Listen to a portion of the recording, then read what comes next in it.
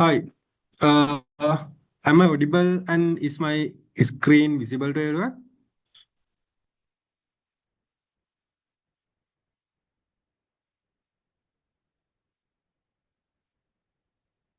Okay, sure.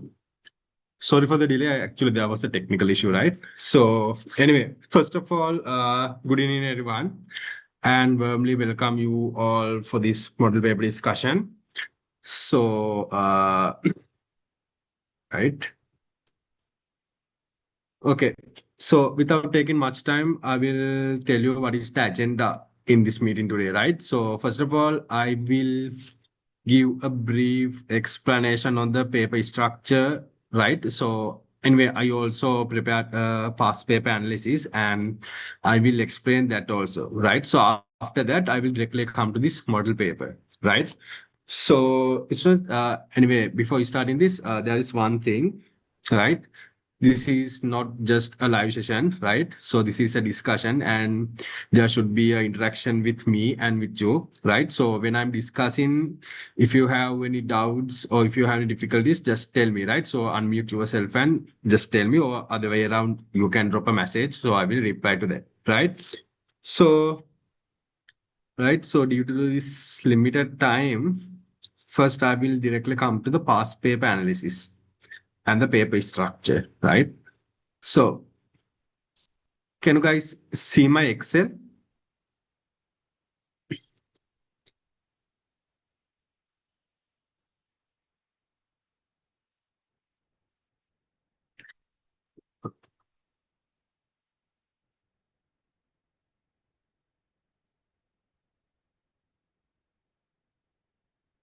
So I believe you can see my Excel, right? Uh, right. So students, you will be the first batch that are going to do your exam under the new syllabus, right? So I believe you might already aware.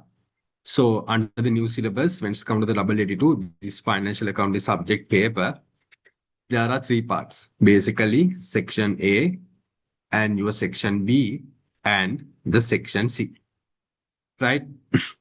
So now the entire paper, it includes 100 marks and the pass mark will be 50. So when it's come to the section A, right? So now under the new syllabus, there may be around 8 to 15 objective test questions, right?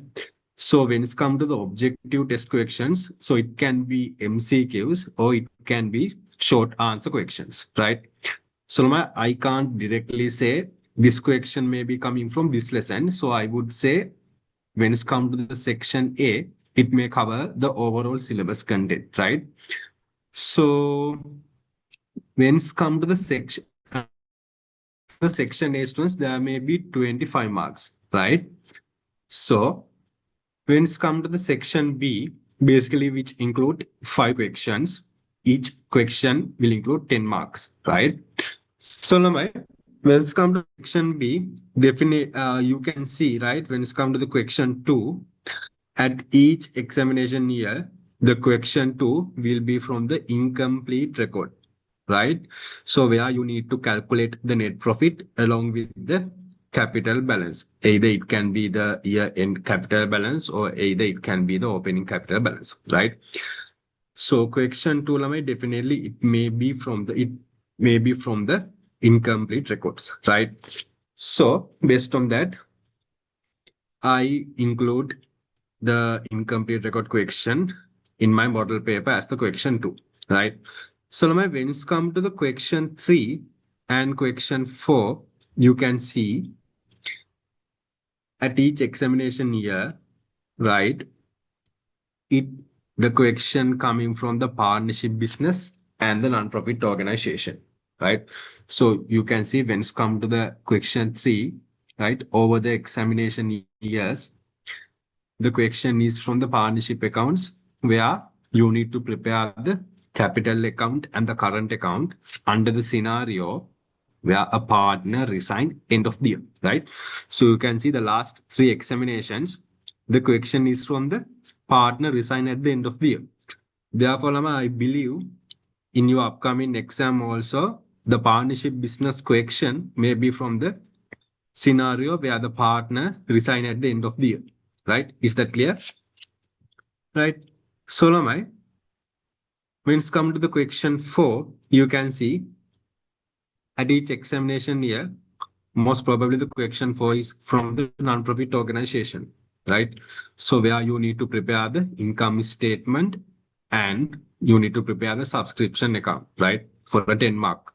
So I believe this time also under the non-profit organization, you may have to calculate the income statement along with the subscription account, right? Then Lamai, basically, the question 2, question 3, and question 4 is from the financial accounting aspect. Your subject is financial and cost accounting, right? So these 3 questions cover the financial accounting part under the section B, right? So when it's come to the question 5 and question 6, so it cover the cost accounting, right? So when it's come to the cost accounting, so it can be the material costing lesson, or it can be from the overhead costing, or it can be from the labor costing, or it can be from the profit reconciliation or the costing methods, right? So, I cannot directly say the question 5 is from this lesson, likewise, but overall, when it's come to the question 5 and question 6, I would say definitely there will be a question from the overhead absorption, right? Where you need to prepare the overhead apportionment statement, right? Therefore, I predict this time the examination in this examination paper, the question 5 or question 6 may include a question from the overhead cost apportionment, right? Then definitely there may be a question from the material costing. So when it's come to the calculation, either you may have to prepare or basically you may have to calculate the EOQ, economic order quantity, or it can be the question from the stock levels. So I believe, right? So, and also definitely when it's come to the integrated cost accounting and the financial accounting lesson, there may be a profit reconciliation statement you need to prepare, right? So I also believe that part may also come for the examination under the question 6 or either in the question 5 for a 5-mark question, 5 mark for a 5 marks, right? So another question may be coming from the costing method, where you need to prepare the cost or related selling price in relation to a job, right? So we can say the job cost calculation, right? So for UI examination, I believe the question 5 and question 6 may include overhead apportionment and the job cost calculation, and a question from the material costing where you need to calculate the EOQ or the stock levels, and the other question may be from the profit reconciliation where you need to reconcile the cost accounting profit versus financial accounting profit, right? So as you can see, these 4 questions will cover 4 lessons under the material costing, right? Not the material, the management accounting part, right? So there is 1 lesson remaining, the labor costing. So I believe there may be a question from the labor costing that may be coming under the section A. So therefore, in the model paper, I include a question from the labor costing under the section A, right? So over the last few exams also, the labor costing the questions from the labor costing came under the section A. Therefore, I believe in your examination also, one question may be coming from the labor costing under the section A, right? So basically that's about the section B. Now I believe now you have an idea about the paper structure, what are the lessons you need to focus on, right? So accordingly, the final section will be the section C. It is from the company account where you need to prepare the statement of the financial position and the profit or loss statement for a 25 mark for a 25 marks, right? So basically that's about the paper structure, right?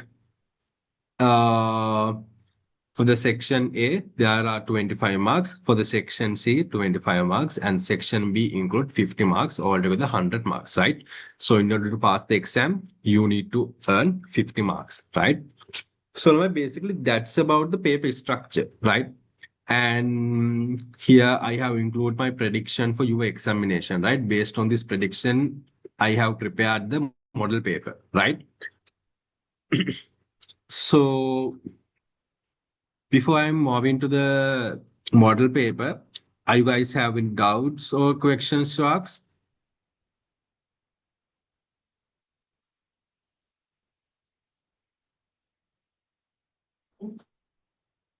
I can't see the chat.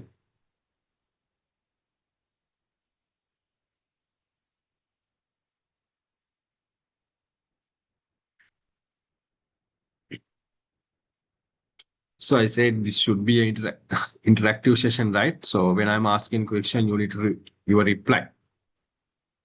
Otherwise, I feel like I'm just talking to myself.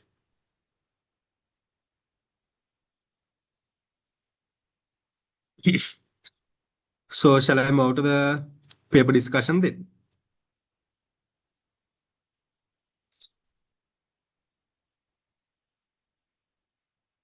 Okay, sure.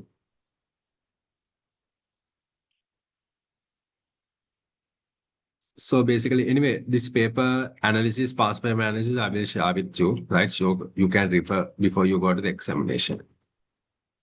So basically, this is the model paper I have prepared for your examination based on the past papers analysis, right? So anyway, I believe you might have already do this paper, did this paper, right? Uh, so anyway,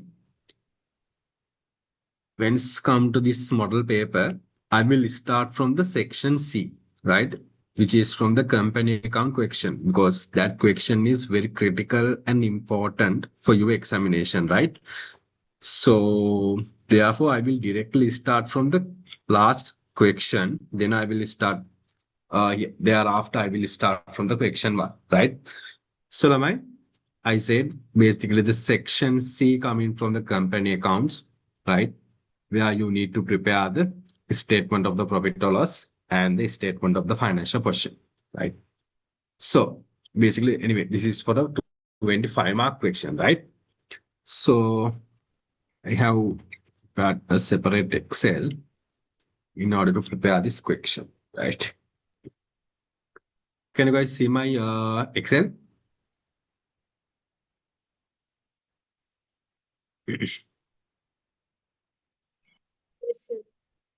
Sure. Right. So I will start from the last question, right? So basically, when it's come to this company account question, Solamai, this is for the 25 marks now. So your paper is for 3 hours, right? So I would say for the in the examination, minimum you can take around 35 minutes, maximum 40 minutes, right? So out of that time, out of let's say 40 minutes, the maximum 40 minutes, out of that 40 minutes, the first thing you need to do before you doing this company account question to write down the structures, right? So before you do start the question, Lamai, make sure you write down the structures first, right? So basically there are 4 structures you need to write down, right? The first one will be the P&L structure. So you can see here and make sure you need to write the name and the year, right? So here in our question, this is from the Pinwell Private Limited. Basically, the statement of the profit or loss and other comprehensive income for the year ending 31st March 2025, right? And your P&L structure would be like this, right? So basically, you have the sales and you have the cost of sale, then the gross profit and other income, keep some space, then your distribution, admin, finance, other, right? No need to keep space, right? Then you have the profit before tax. From that, you need to deduct the income tax. Accordingly, you get the profit after tax, right? So keep some keep a separate column to mention the working numbers, and accordingly, there are 2 columns to write down the figures, right? So write down this P&L structure when you are going to do the company account question first, right? Then you need to write down the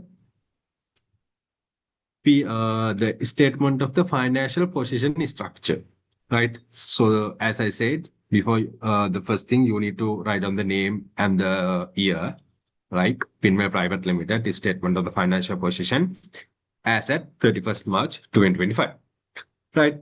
So when it's come to the state, basically SOFV structure, first you have the non-current assets. Under the non-current asset, you have the PPE, property, plant, and equipment, right? Then I might keep some space if you have any other non-current asset in order to record. Then you have the current asset, right? So now you know the current assets you need to record based on the liquidity, right? Therefore, the first current asset you need to record the inventory and the second trade receivable, right? Then lastly, there will be the cash and bank, right? So between that, the trade receivable and cash at bank, if there are any other current assets, you can write down, right? Then Lamai, your total asset, then the equity and liabilities, right? So you know in the companies, the equity structure, how come? So basically, you have the stated capital and the retained earning, right? So keep some space here. If there are any other resource, you need to write down. Then your non-current liabilities, then the current liabilities, accordingly, total equity and liabilities, right? So this structure you need to write down first, right? Keep some space and accordingly write down the structures, right? So I said in the company account, you need to write down 4 structures. First one is the P&L. Second one is the SOFP. And third one would be the expense analysis, right? So here, Lamai, when you are going to do the P&L, when you are calculating the P&L, right? So no need to keep space in the P&L structure, right? So you can calculate the expenses separately through a working. Therefore, keep a separate working for the expense analysis, right? Just like this. So for separate column for the distribution, admin, finance, and other, right? This is for the name, right? So this structure write down in the exam, right? You need to do the expense analysis through a separate working. Then Lamai, the last working you need to write down first is the PPE note, right? So the first one is the P&L, second one is the SOFP, third one is the expense analysis, fourth one would be the PPE note, right? So here, PP under the property, plant, and equipment, you need to record or you need to calculate the net carrying amount, right? That net carrying amount you need to record in the SOFP. So that net carrying amount you need to calculate through a PPE note. Therefore, in the exam, just write down the PPE note as well, right? So now in the PPE note, you can see there is a separate part for the cost and there is a separate part for the accumulated depreciation and there is a separate part for the net carrying amount, right? So I will highlight. There is a separate part for the cost, accumulated depreciation, and the net carrying amount, right? So how you calculate the net carrying amount? Basically, your cost minus accumulated depreciation, right? So here SOFP we prepared as at the year end. No, therefore we need to calculate the closing balance of the cost. We need to calculate the closing balance of the accumulated depreciation. Then we can calculate the net carrying amount. That's why we prepare the PP note, right? So make sure you need to write down this PP note as well before you start in the company account question, right? So is that clear? So basically these are the 4 structures you need to write down first before you start the company account question, right? P&L structure, SOFP, PP note, and expense analysis. Then the other basically the other workings and other those stuff you can do while you're doing the company account question, right? So is that clear?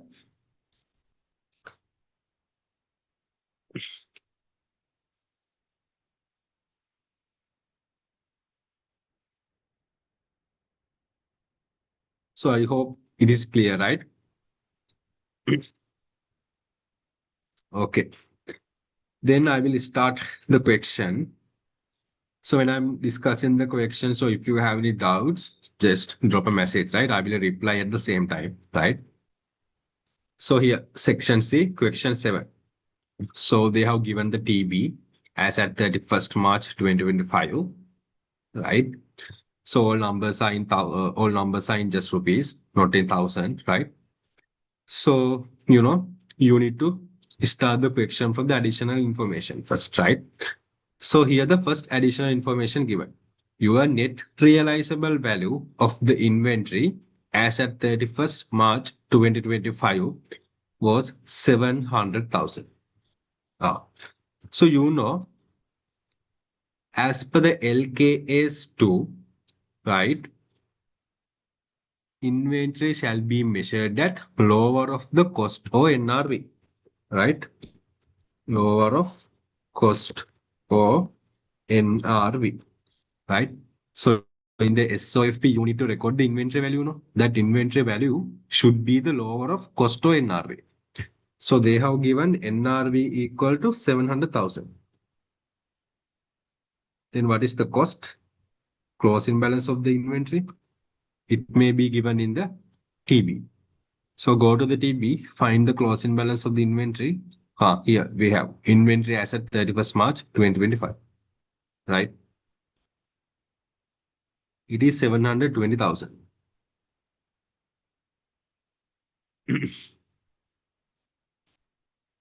Your cost is 720,000. Now tell me, what is the value we need to record under the SOFP under the inventory?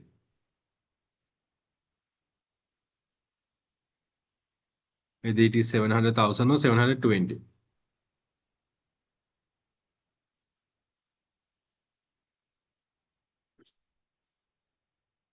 So, right?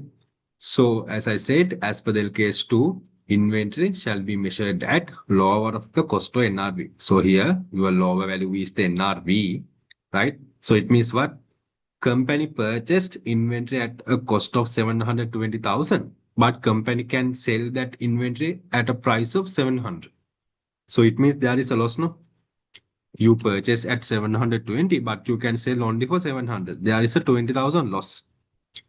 Then how you adjust these in the financial statement, where you need to record the inventory value at the lower of cost to NRV. Accordingly, what is the value? It should be 700,000, right? This is the lower value. So when you record the lower value at the inventory, lower value of the inventory, you can see there is a loss. Why? You purchased inventory at 720, but the company can sell it for only 700,000. There is a 20,000 loss. Thus, 20,000 loss you need to record in the P&L as inventory loss, or you can say inventory written down value. For the, I would say it is inventory written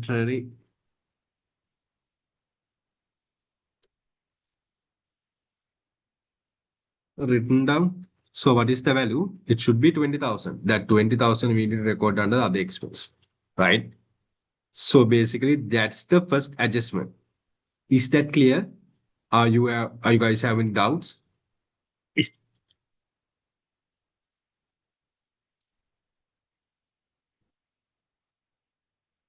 I'm waiting for your replies.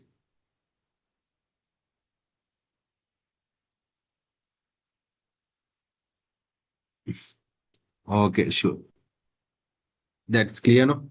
The first adjustment is in relation to the inventory, where you need to, as per the case 2, where you need to calculate the inventory at the lower of the cost to NRV, right? So low value is NRV. You record that here. Since you recorded the lower value, which is NRV, there is a loss. That loss also we record under the expense analysis, right? The first adjustment is done. Now let's go to the second one. Okay, so second adjustment, property, plant and equipment are to be depreciated on the straight line method at cost, and the useful life of the property, plant and equipment is as follows. So they just say the property, plant and equipment would be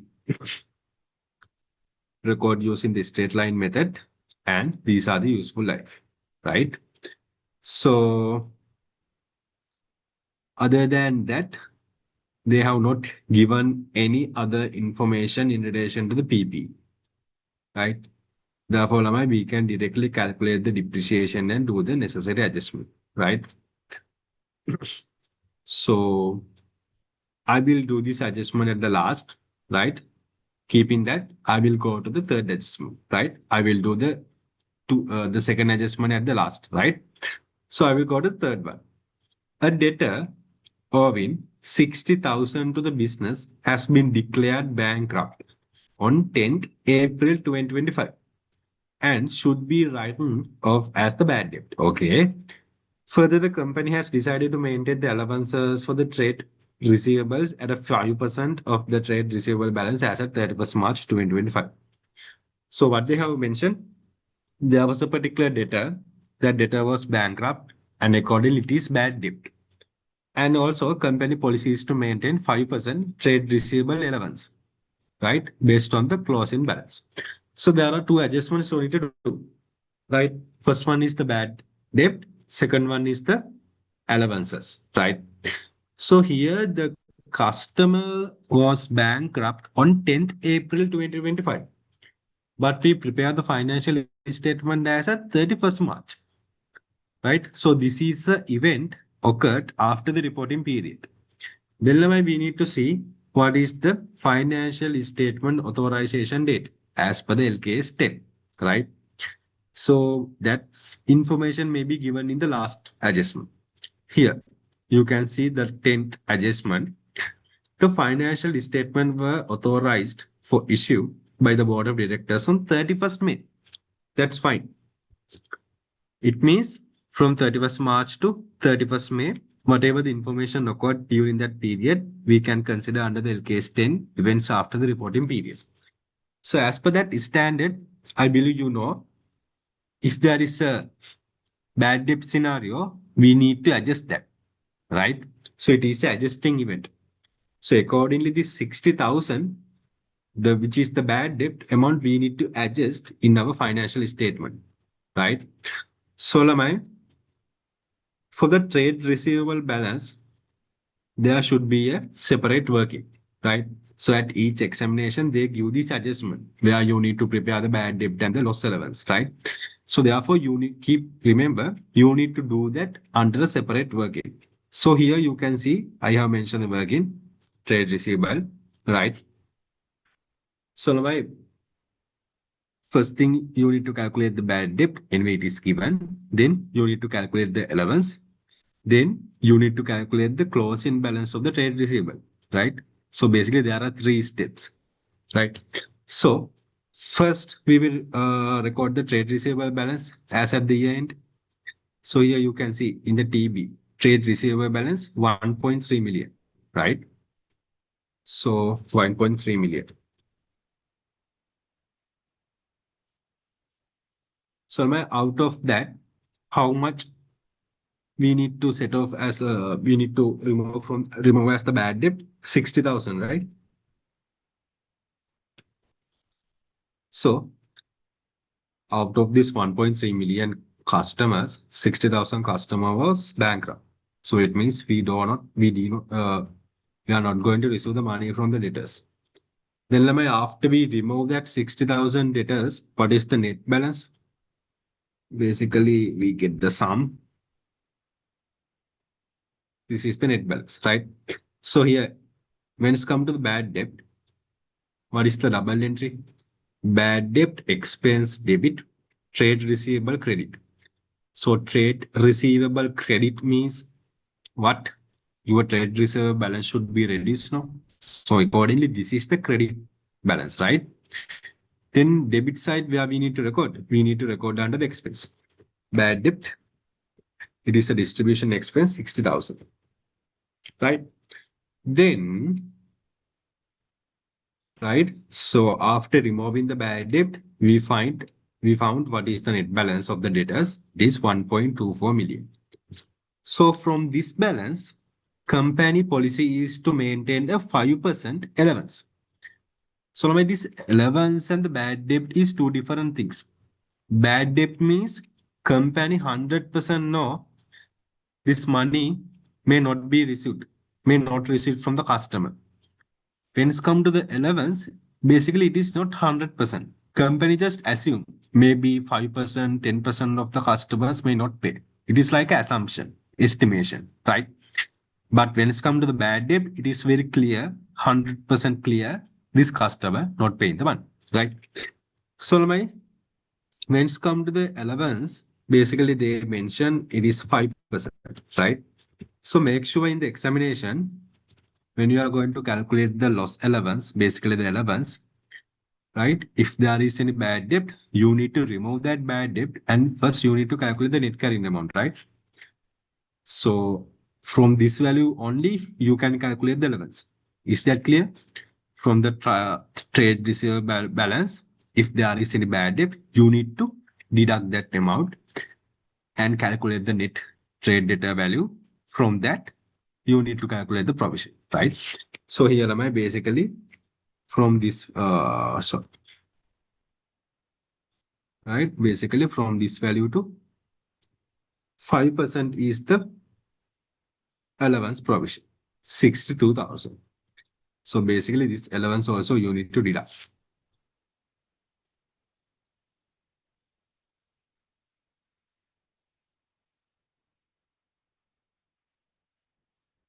Right.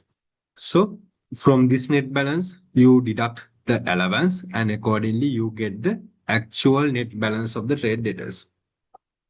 Right. This would be the amount you need to record under the SOFP statement of the financial question. Is that clear? Right. So here you can record the trade receivable values. This. Right. The first thing we did, we record the bad debt. Then we calculate the allowance and deduct the allowance amount from the trade debtors and calculate the net balance. That net balance we record in the SOFP under the trade receivable, under the current asset. Right? Two steps done. Now the last one, allowance. So Lamai, I said this allowance, it is a estimation now. Estimation can be changed, right? So here you need to do the you need to do a adjustment here, right? So basically the estimation can be changed now. Here we calculate the closing allowance. Basically 62,000 now.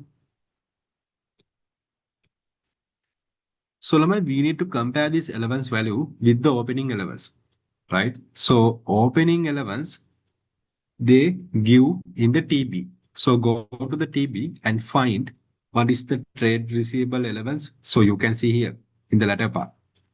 Allowance for the trade receivable as of 1st April 2024, 50,000. So my opening allowance is 50,000. Then what has happened?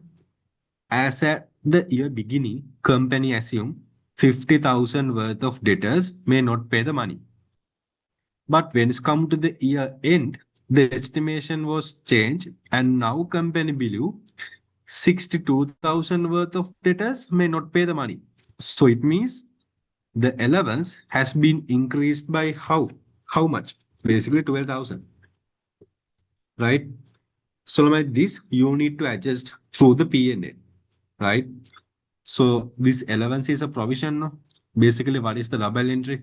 Provision account debit, right? Sorry, expense account debit, relevant provision account credit.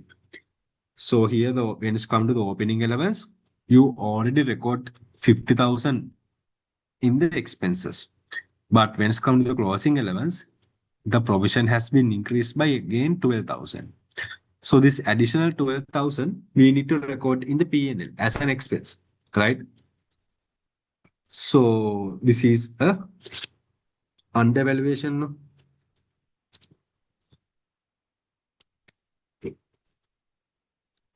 Undervalue of allowance. What is the difference? 12,000. Right. So here make sure if the opening allowance amount is higher than the closing allowance. So it means, let's say here, for an example, right? 70,000. So opening balance 70,000, closing allowance 62,000. Right? It means what? Company at the year beginning assumes 70,000 worth of debtors may not pay. Accordingly, they make a provision and accordingly, they would have record 70,000 as an expense in their P&L. But when it's come to the year end, they have figured out the allowance is only 62,000. not 70,000. So in that case, 8,000 additional amount they have recorded in the P&L, right? So that additional amount, so here, right? So that additional amount also we need to adjust to the P&L, right? So here basically what has happened, an additional 8,000 was recorded as an expense. That amount we need to adjust. So 8,000 additional amount recorded as an expense. If we need to adjust that, it is an income, no? But make sure we need to adjust that through the income, through the expense analysis. But how, basically how we record that as a minus one, right? I will again say, you need to calculate the closing allowance and compare with the opening one. If the closing allowance increase, that increase you can record as an expense in the expense analysis. You can say undervaluation of the allowance, right? But if the closing allowance balance is lower than the opening balance, that reduction amount also you need to record in the P&L under the expense analysis, but as a minus one, right? So in the expense, if you record a minus value, it means this the other way around, it is income, right? So just like that, you need to record if the closing balance is lower than the opening one, right? So in our calculation, our closing allowance has been increased. Therefore, that increment value we need to record as the undervalue of the allowance under the distribution expense. So, is that clear? Are you guys have any doubts in relation to that? So make sure that adjustment will be coming from the examination at each year, right?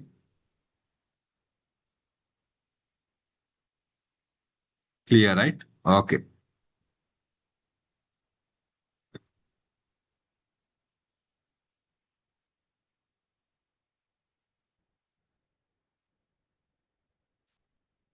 Current. So basically we record the trade receivable value, we record the bad debt and the allowance. So second adjustment is complete. Now let's go to the third one. Basically we did the third one, right? Let's go to the fourth one. So on 1st July 2024, the company obtained a bank loan of 1 million at 12% per annum with a grace period of 1 year to pay the capital amount. However, the company has not paid the interest relevant for the year. 1/4 of the loan should be settled in the financial year 2025 to 2026. Okay. So they basically mentioned the company obtained a bank loan of 1 million. The interest rate is 12%. So they obtained during the year, basically 1st of July 2024, right? With a grace period of 1 year. So basically grace period means during that grace period, no need to pay the capital amount, right? But you need to pay the interest. So however, company has not paid the interest also. And 1/4 of the loan should be settled in the financial year 2025 to 2026. So basically, we are at the 2025 to 2026 year, no? Right? No, we are at the 2024-2025, right? So a part of the loan, 1/4 of the loan, we need to pay in the upcoming year. And the remaining parts we need to pay after that. So it means this 1 million loan, right? From this 1 million loan, basically 1/4 of the loan, we need to record under the current liability. Why? We need to pay within next year. The remaining portion of the bank loan pay after the 1 year. So that portion we can record under the non-current liability, right? Then the second step, we need to calculate the interest expense and accordingly we need to record that. So they mentioned interest expense has not paid, no? Therefore, payable amount also we need to record, right? So is that clear? Basically, in this adjustment, we need to classify the bank loan under the current and non-current liability. And also, we need to calculate the interest expense and accordingly record, right? So that's the thing we need to adjust in the financial statement. right? Okay. So they have given the bank loan amount 1 million. Okay. So now when it's come to the bank loan, right?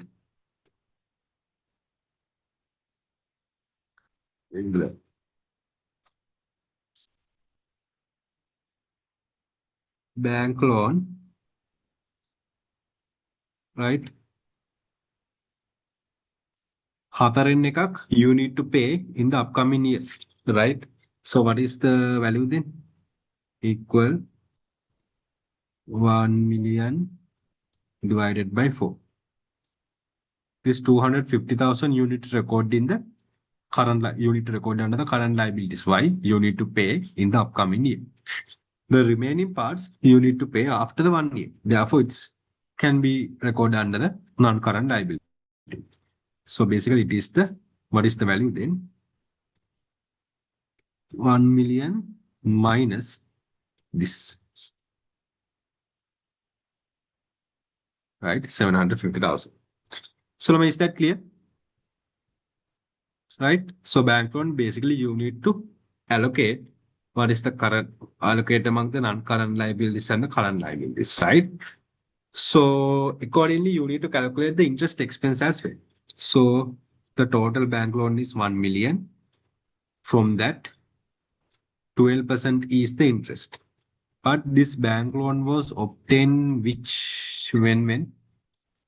1st of July 2024. So our financial year beginning at 1st April 2024. Financial year will end at 31st March 2025. So during this financial year, company obtained the bank loan at 1st July 2024. Then am I? As at 31st March 2025, you need to pay the interest. Basically from this date to this date, right? From the 1st of July 2024 to 31st March 2025, you need to calculate the interest expense. Tell me how many months between 1st of July to 31st March?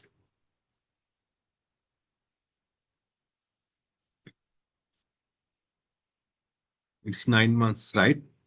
6 months? Nope, 6 months, right? Basically from 1st July to 31st December 2024, there are 6 months, but we need to calculate from 1st July to 31st March, right? There are some messages, right?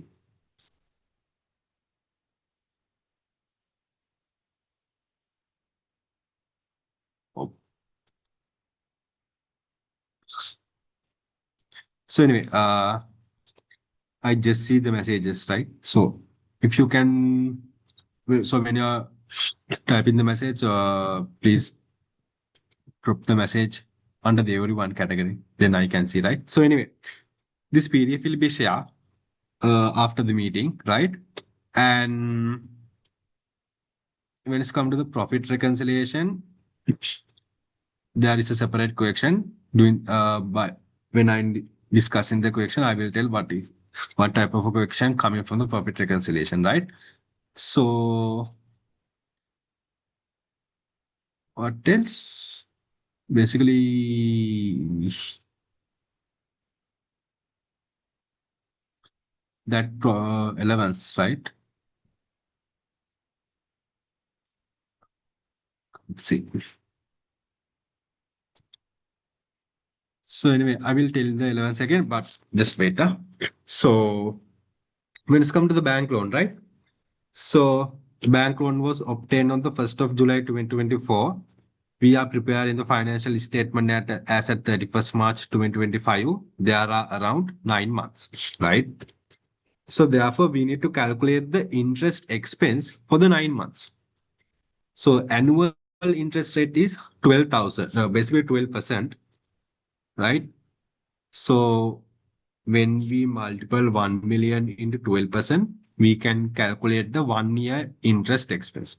But we need to calculate, we need to find 9 months interest, no? Then again multiple by 9 out of 2. Am I correct? We need to calculate, right? So basically the interest expense will be 90,000. How we calculate? First, calculate the annual interest, 1 million into 12%. Then you get the 12 months interest expense now. Calculate it for the 9 months. Divided by 12, multiple by 9. So the interest expense is 90,000. So this has not paid. It is a accrued one then. We need to pay. It is a liability for us. So what is the double entry? Interest expense debit 90,000. It comes under the finance. And interest expense payable, it is comes under the current liabilities in the statement of SOFP. Interest expense payable 90,000. So is that clear? So basically bank loan, we need to divide it under the current and non-current. And also we need to calculate the interest expense for the 9 months. And accordingly, we need to record that under the expense, under the finance expense, and also under the current liabilities because it is not paid. So is that clear when it's come to the bank loan adjustment?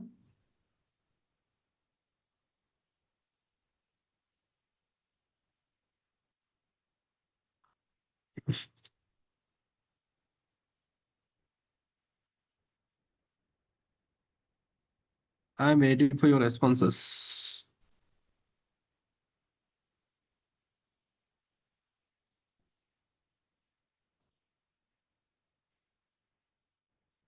It is clear, right? Okay, sure.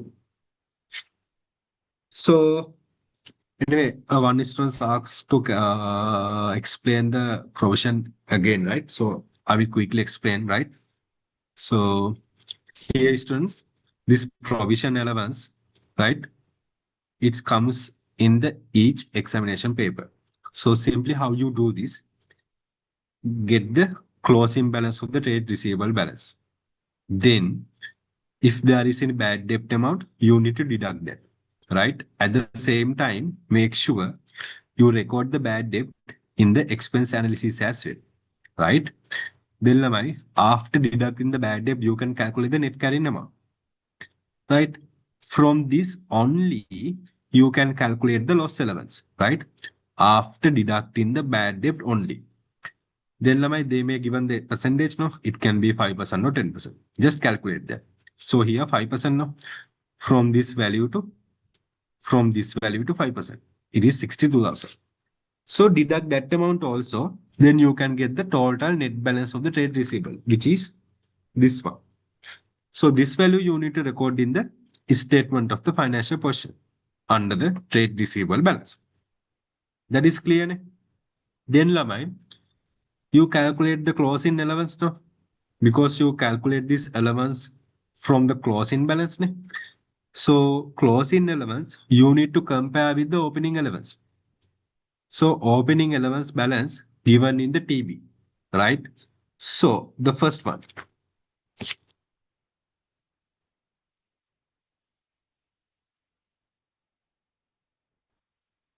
So if the closing balance higher than the opening balance, like in our scenario, you need to record that as an expense, right?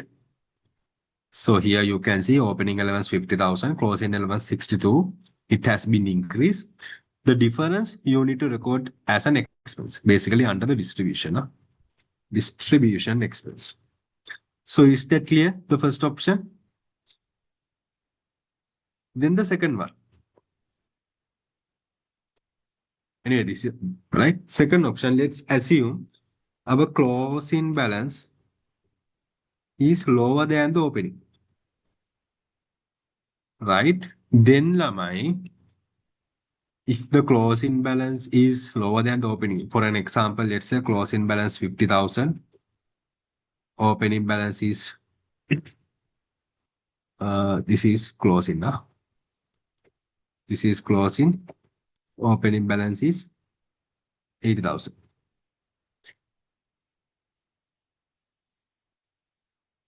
Right. So closing balance is lower than the opening. Then in that case, the difference, basically 30,000, right? You need to record under the distribution expense, right? That amount also you need to record under the distribution expense, but make sure as a minus figure. So my expense minus means what? Other way around, it is an income, right? So if the closing allowance is lower than the opening, then there is a gain. There is income for you. That income you need to record as a minus expense in the expense analysis, right? Is that clear now?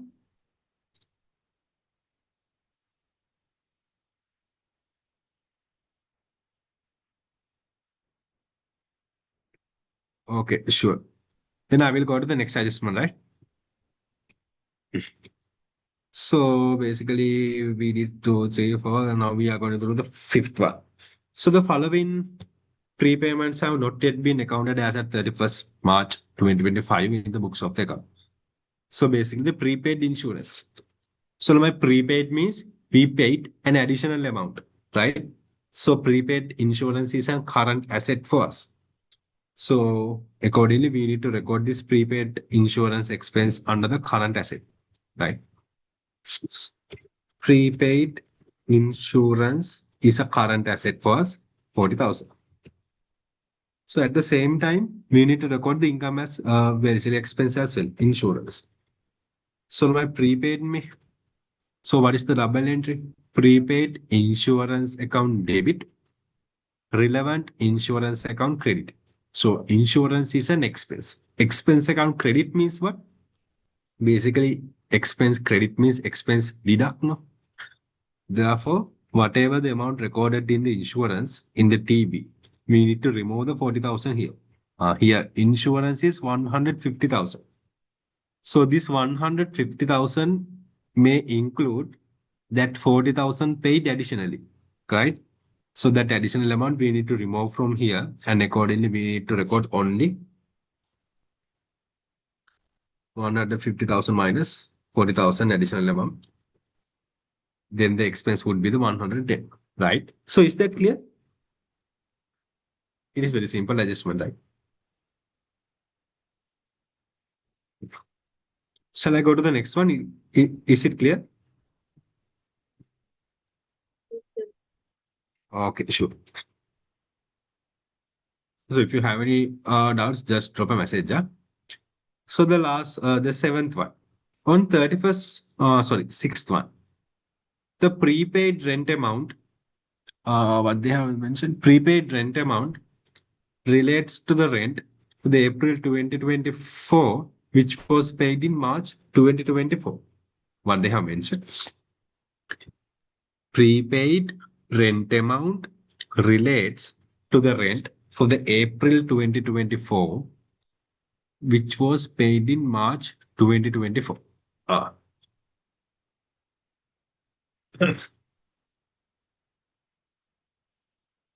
So here, what is the prepaid rent? 20,000, right?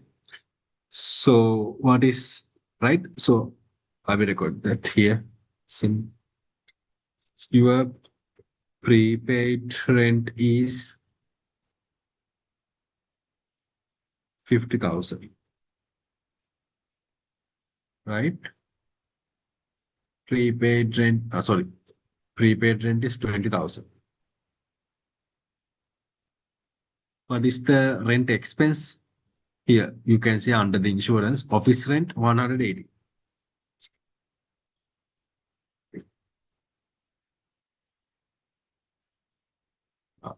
Right? So what the question may say? The prepaid rent amount relates to the rent for the April 2024, which was paid in March 2024. Ah.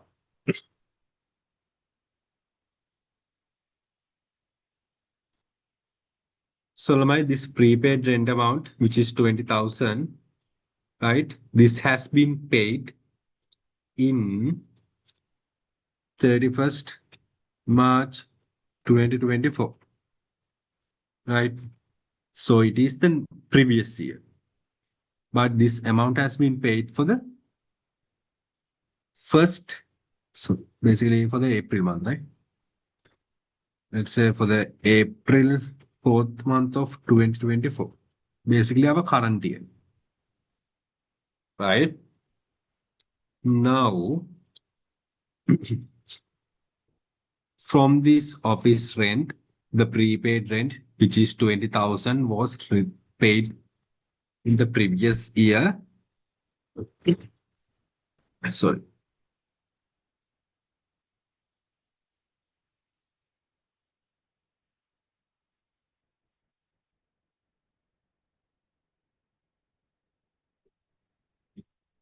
Right?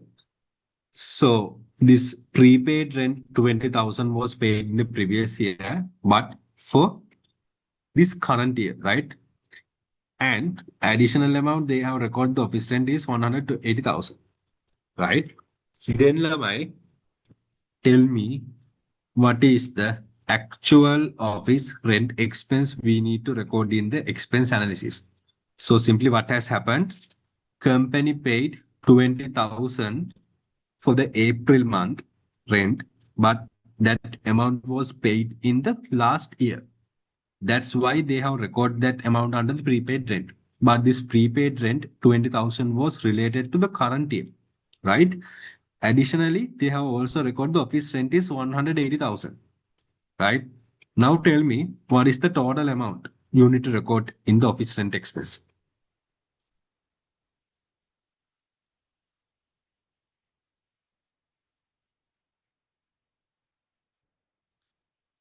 No, it is not 160,000, right?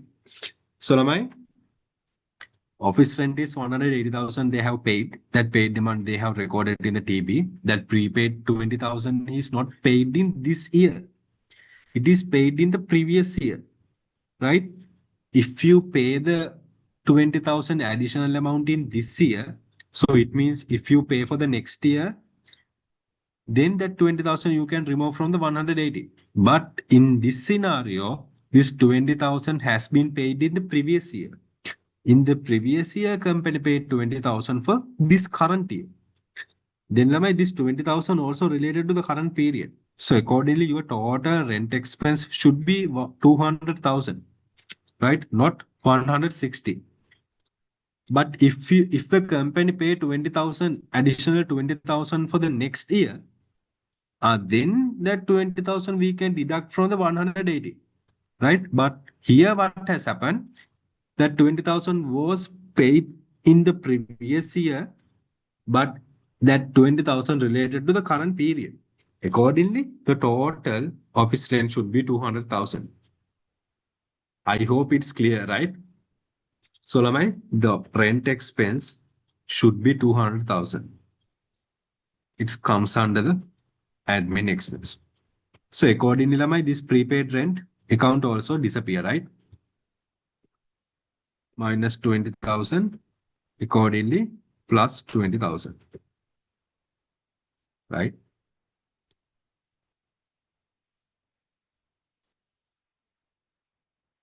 That's the double entry count. Your office rent expense debit, prepaid rent credit. I hope it's clear, right? Because this prepaid rent was related to the previous year. That's why we add back. So, should I go to the next one then? Oh my God, seventh one. On 31st March 2025, the Board of Directors has decided to transfer an amount of 500,000 to the general reserve. Uh, can you remember when under the company accounts, I did a statement of the changes in equity, right? So there was a separate adjustment for the reserve capitalization. So, Lamai, the company obtained money from a particular one reserve and transferred to the other reserve, right? So that's a reserve capitalization. So here what the company have done, transfer an amount of 500,000 to the general reserve. So in this company account correction, no need to prepare the statement of the changes in equity. But you can do that under a separate adjustment.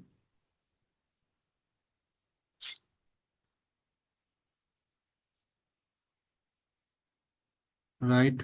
So basically, what are the items comes under the equity? Your stated capital, return earning, and as per this correction, they have the general reserve also. So Lamai,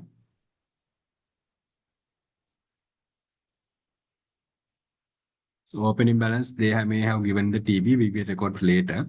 So what the company say? Reserve transfer. General reserve, we get a key transfer, basically 500,000. Then Lama, your general reserve will be increased by 500,000. Usually from which reserve the company use money for that? For the reserve capitalization? Basically it's from the retained earning, right? So company obtain the money from the retained earning and transfer to the particular separate reserve. Then your retained earning will be reduced and that amount will be increased. It is 500,000.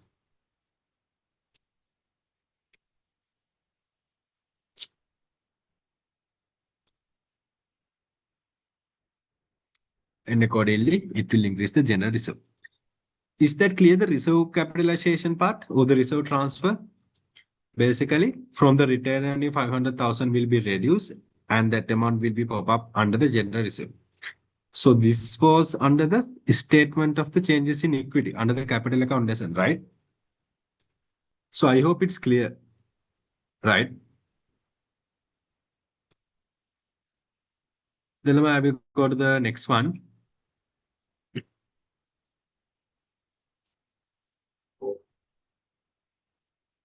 This 200,000. So I will again explain, right? So when it's come to this, this prepaid rate. So Lamai, our financial year is 31st March, sorry, 1st of April to 31st March 2025. Company paid 20,000 in 31st March 2024. Now, this is a separate year and this is a separate year, right? So this is the previous year. This is the current year. So in the previous year, company paid 20,000, but that 20,000 was related to this particular current period, right? So accordingly, Lamai, in your TB, this prepaid rent 20,000 was relevant to the previous year, no? But when it's come to the current year, right? You can't maintain a prepaid rent account in your current TB. Why? That prepaid rent was relevant to the previous year. Then Lamai, you need to remove that amount. So how you remove that? So basically, when it's come to the current year, you need to pay the rent. For the April month, you need to pay the April month, you need to pay the rent expense 20,000. But in the current year, you no need to pay. Why? It has already paid in the previous year. But even though it is paid in the previous year, you need to record this 20,000 under the expense, right? So April month, then it will be 20,000. Now we are in the, for the office rent, they have mentioned the separate amount of 180, right? Other than the April month, the total expense paid 180. So the April month rent expense, they have not paid in the current period. It has already paid in the previous year. That's why it is recorded under the prepaid rent. From that prepaid rent account, 20,000 we need to transfer to the expense account, right? Then the 200,000 will be deducted. Is that clear? So now make sure this prepaid rent is relevant for the previous year, right? If the company paid this 20,000 in this current period in respect of the next year, right? Then Lamai, that 20,000 you can deduct from here. Why? That 20,000 is relevant for the next year, not for the this year. But here, this 20,000 was paid in previous year in relation to the current year. That's why we add back that 20,000. That's why accordingly office rent would be derived as 200,000. So is that clear?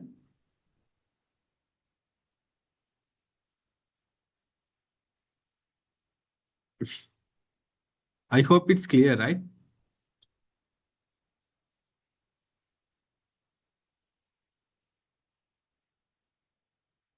Okay, so it's clear now.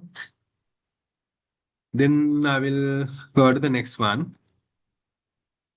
So here, the eighth one. Audit fee payable 40,000 shown under the liabilities relates to the audit for the year ended 31st March 2024. Okay. This amount has not yet been paid in the year of 2024-2025. Okay. The audit fee for the 2024 to 2025 is 50,000, which has not been recorded in. Ah. So, Lamai, what they have mentioned. So, as I said, our current financial period is this. So, other way around, we can say, Lamai, our current financial year is 2024 to 2025. For this current period, audit fee payable is 50,000. Is right? 50,000? Yeah, 50,000. So, Lamai, this has not recorded it. Not recorded means they have not paid. Ne? Then, Lamai, what is the double entry? Audit fee expense debit. I will record here. Audit fee expense debit 50,000. Then audit fee payable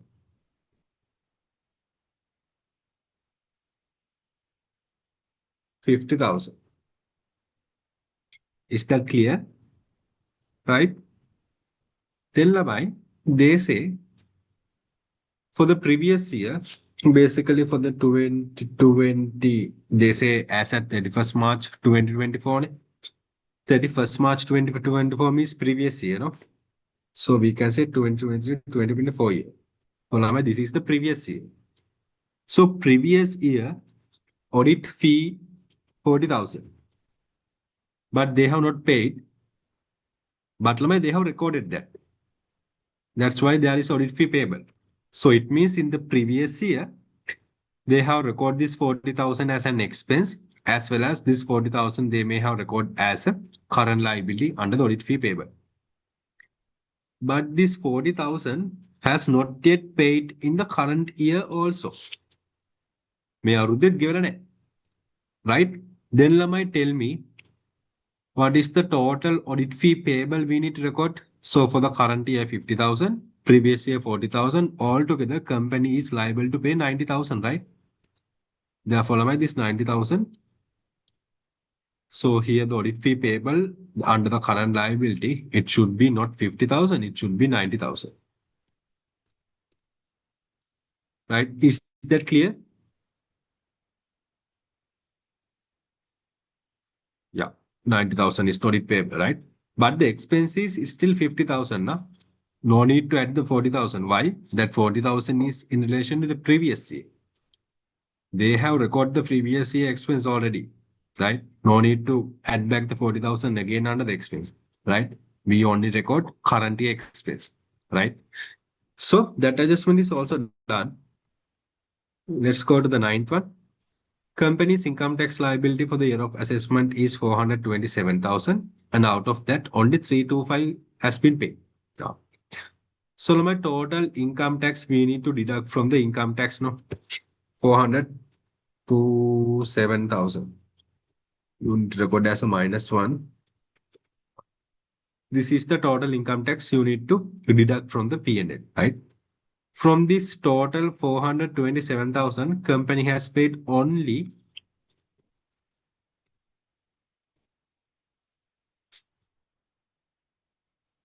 325, no? So it means, am I? the remaining company need to pay income tax payable. Therefore, that income tax payable amount you need to record under the current liability. So what is the income tax payable? Total amount is 427,000, but company paid only 325,000. What is the payable amount? It is the 102,000, right? That's clear, no? Out of the total income tax, company paid only 325. So what is the payable amount? 102. That amount you need to record in the current liabilities. And the total income tax you need to record in the P&L. So is that clear?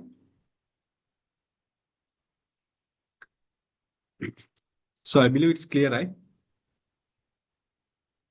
Yes, sir. Okay, sure.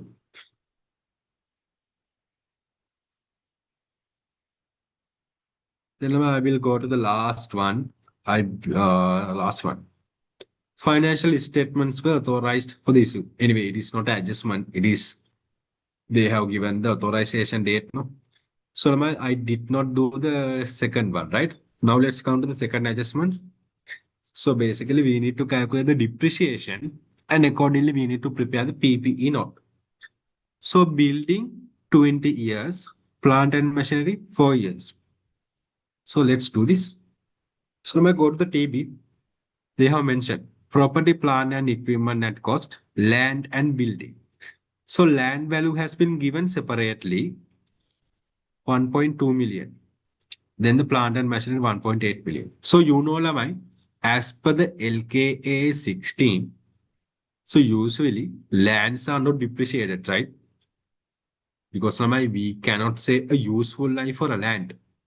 For a building, we can say, but for a land, there are no useful life. Therefore, no depreciation.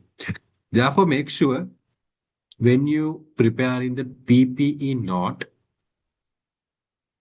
better if you can separately record the land transaction, right? So, Lamai, I said PP note include two parts, cost part and the accumulated depreciation part and accordingly net carry amount. So here under the costing part, we need to calculate the closing balance from the starting from the opening balance, how to derive the closing balance. So first we will record the opening balances. So land value, they have been given 1.2 million. Then my building value, what should be the building value? So altogether 2 million. Out of that 1.2 million is land and building should be 800,000, right? So altogether it will derive as 2 million. Yes, it's 2 million. So my plant and machinery opening value 1.8 million. So we record the opening balances. Then my accumulated depreciation also we can record at the same time. Opening balances has been given 400,000, 100,000. Plant and machinery 400,000. So my land again no opening balance. Why? It is not depreciated. Plant and machinery 400,000. Building, what is the value they have given? 100,000. Right? So we record the opening balances. Now we need to do the necessary adjustment. So in this question, only depreciation adjustment given, right? Therefore, we will calculate the depreciation. Building 20 years, plant and machinery 4 years. So let me build in 2 years, 20 years. So when it's come to the accumulated depreciation, opening balance we record. So now we need to calculate the closing balance of the accumulated depreciation. So due to the during the year depreciation, your accumulated depreciation will increase, right? Therefore, annual depreciation you need to calculate and add back under the accumulated depreciation, right? So first we calculate the building depreciation. How we calculate the depreciation? Cost divided by useful life. 40,000. And when it's come to the plant and machinery, what is the useful life? 4 years, right? Yeah, 4 years. So we calculate the depreciation. Make sure at the same time you need to record this depreciation in the expense analysis as well. Huh? So my building depreciation. Building depreciation, it comes under the admin expense, which is 40,000. Plant and machinery. Plant and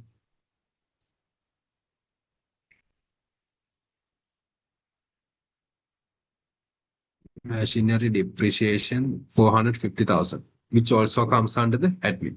But make sure if there is some vehicle or something, the depreciation comes under the distribution, right? So now we record that. So no additional adjustments are given. So that's it. We did all the adjustments, right? So now Lamai, it's we need to fill the structures, right? Using the TB, right? So all the adjustments we complete. Now we can go to the TB and record the values. So we will start from the stated capital. Opening balance has been given 2 million. We will record in the separate working. So in the examination, I would suggest you to prepare a statement of changes in equity under a separate working, right? So now my stated capital opening balance 2 million. So return earning opening balance 400,000, right? Now property plant and equipment we record, inventory we record, cost of sale. Cost of sale we can directly come to here.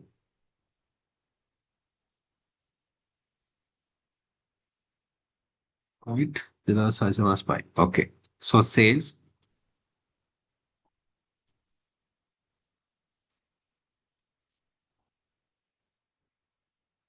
Record this as a minus.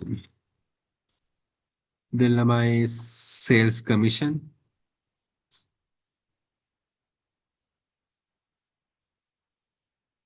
Sales commission, what is the value? 220,000, which is comes under the distribution.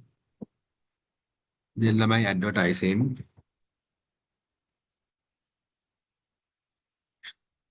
Uh, uh, advertising 220.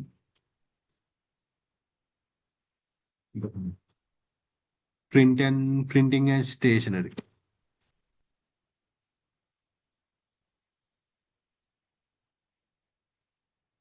So now printing and stationery, what is the value? 180,000. It is comes under the admin. Then your electricity, there are a lot of things. So my electricity comes under the 120,000 under the admin. Then you have again insurance we record, office rent we record, salaries and wages.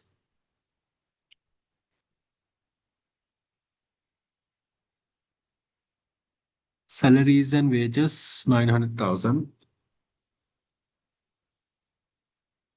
So cash at bank 390. We can record here.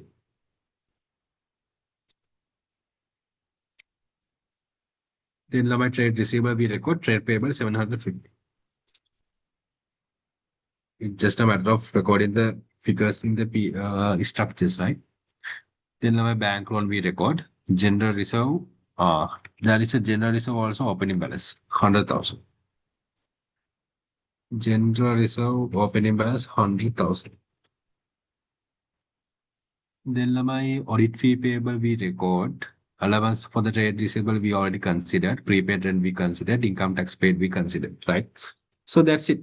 All the transactions and the figures we record. Now Lama, just a matter of sum, right? So we will start from the workings. So trade receivable working is complete now. All the things we record, right? So when it's come to the expense analysis, we will start from the expense analysis, right? Get the sum.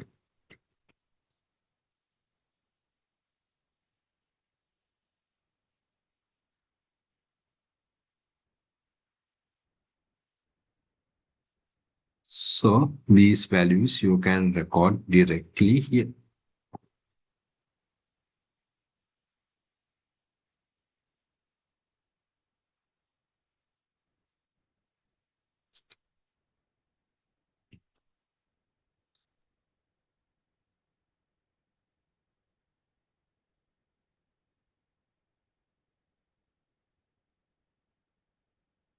Oh shit. Anyway,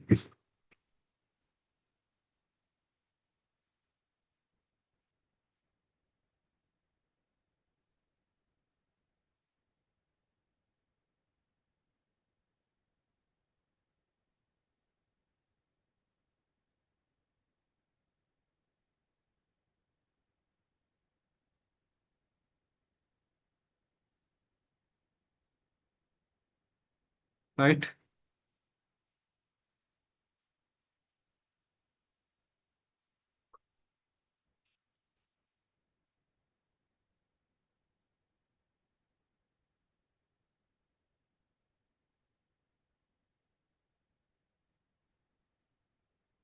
So expense analysis done.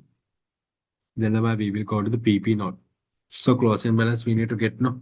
So there are no basically there are no adjustments, right? So we can take the sum,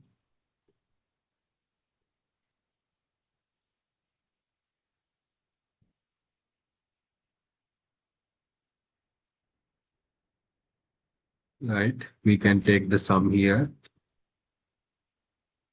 No opening balance. Then how we calculate the net carrying no?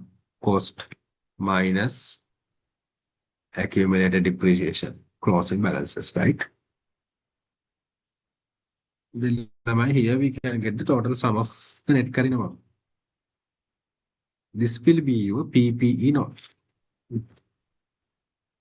right? So this amount you need to record in the PPE.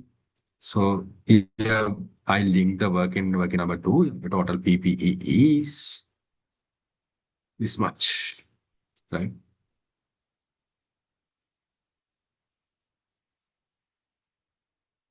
Okay. So here income tax, right? So they mention total income tax payable is 427,000. So the in the adjustment they mention where right? So you can see here where this mentioned here income tax liability 427,000, but out of that company already paid 325,000. So it means what is the total liability amount? 6 lakhs already they paid 325. Then the remaining balance would be the payable. That's how you derive the 102. So total 427,000 minus 325,000, right? So anyway, make sure the total income tax liability you need to deduct from the P&L. That's why we record the entire amount. But under the current liabilities, we need to record only the payable amount, which is not paid in cash, right? So we record the expenses and we record the PP note, and the trade receivable balance is also complete. So the working three, I will come to the working three after I prepare the P&L, right? Because the profit or loss, basically profit after tax, we need to transfer to the equity now. Therefore, I will first I will calculate the P&L. So here I get the sum. So your gross profit is this much. Then this minus total expenses.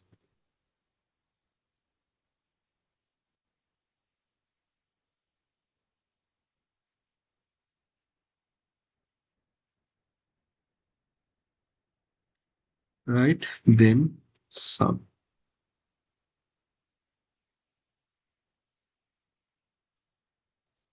Right? So this is the profit after tax. So make sure this profit after tax you need to transfer to the return earning, right? So profit after tax you need to transfer to the return earning. Then you can calculate the closing balance of the equity items,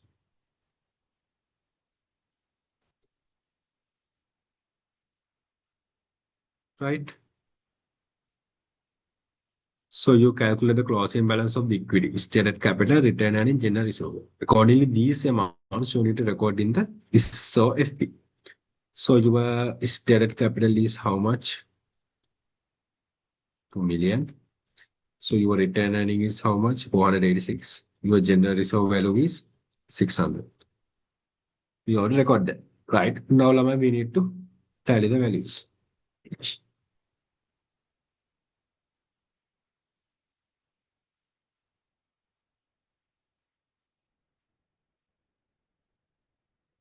Let's see. Hopefully, it should be equal.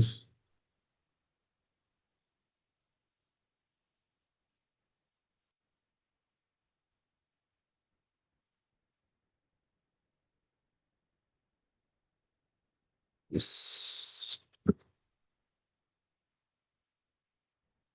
Right? Your statement of the financial version tally. So basically, that's the end of the question. So, are you guys have any doubts now in relation to this question? It almost took 1 hour.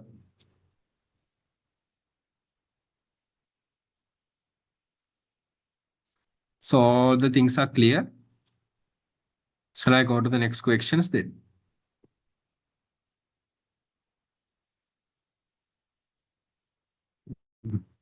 Okay, sure. Right. I hope it's clear. Then Lamai, I will go to the next ones. Right. So the company account question is done and dusted. Right. So then Lamai, I will directly start from the question one. Okay. Sure. Go to the paper. Anyway, students, this session will go until 10, right? I think I may have to do until 10, right? So don't left the meeting, huh? Please be in the meeting until this is finished, right? Okay. So now I will start from the section A, right? So the first question, 1.1. ABC Limited purchased a machinery at the cost of 840,000 on the 1st April 2022. Okay. So the machinery depreciated over the useful life under the straight line basis. Useful life of the machinery is 5 years. Residual value and the useful life of the machinery was estimated to be 40,000. Okay. So my residual value is 40,000. Useful life is 5 years. So they just ask you to calculate the carrying value as at 31st March 2026. Sure. So my where is my calculator? Right? So 1st of April 2020, so the cost is 840,000. So we will record here. So cost is 840,000. Basically, how you calculate the depreciation, 840,000 minus what is the residual value, 40,000. Right? You need to divide it from the useful life is how much? 5 years. Right? Then Lama, you get the annual depreciation. Depreciation for a 1 year. Here, company obtained the asset on the 1st April 2022. They ask in the carrying value as at 31st March 2026. So tell me carrying value is what? Total cost minus total accumulated depreciation, right? So cost minus accumulated depreciation. So cost is 840,000. Accumulated depreciation we need to calculate from 1st April 22 to 31st March 2026. How many years basically? Just 4 years, right? 2022, 2023, 2024, 2023 to 4. Yeah. So there are 4 years, no? Calculate the total depreciation for 4 years. So here, 840,000 minus 40,000 divided by 5, you get the annual depreciation. Then, Lamai, in order to find the depreciation for the 4 years, multiple by 4, right? To say 40,000.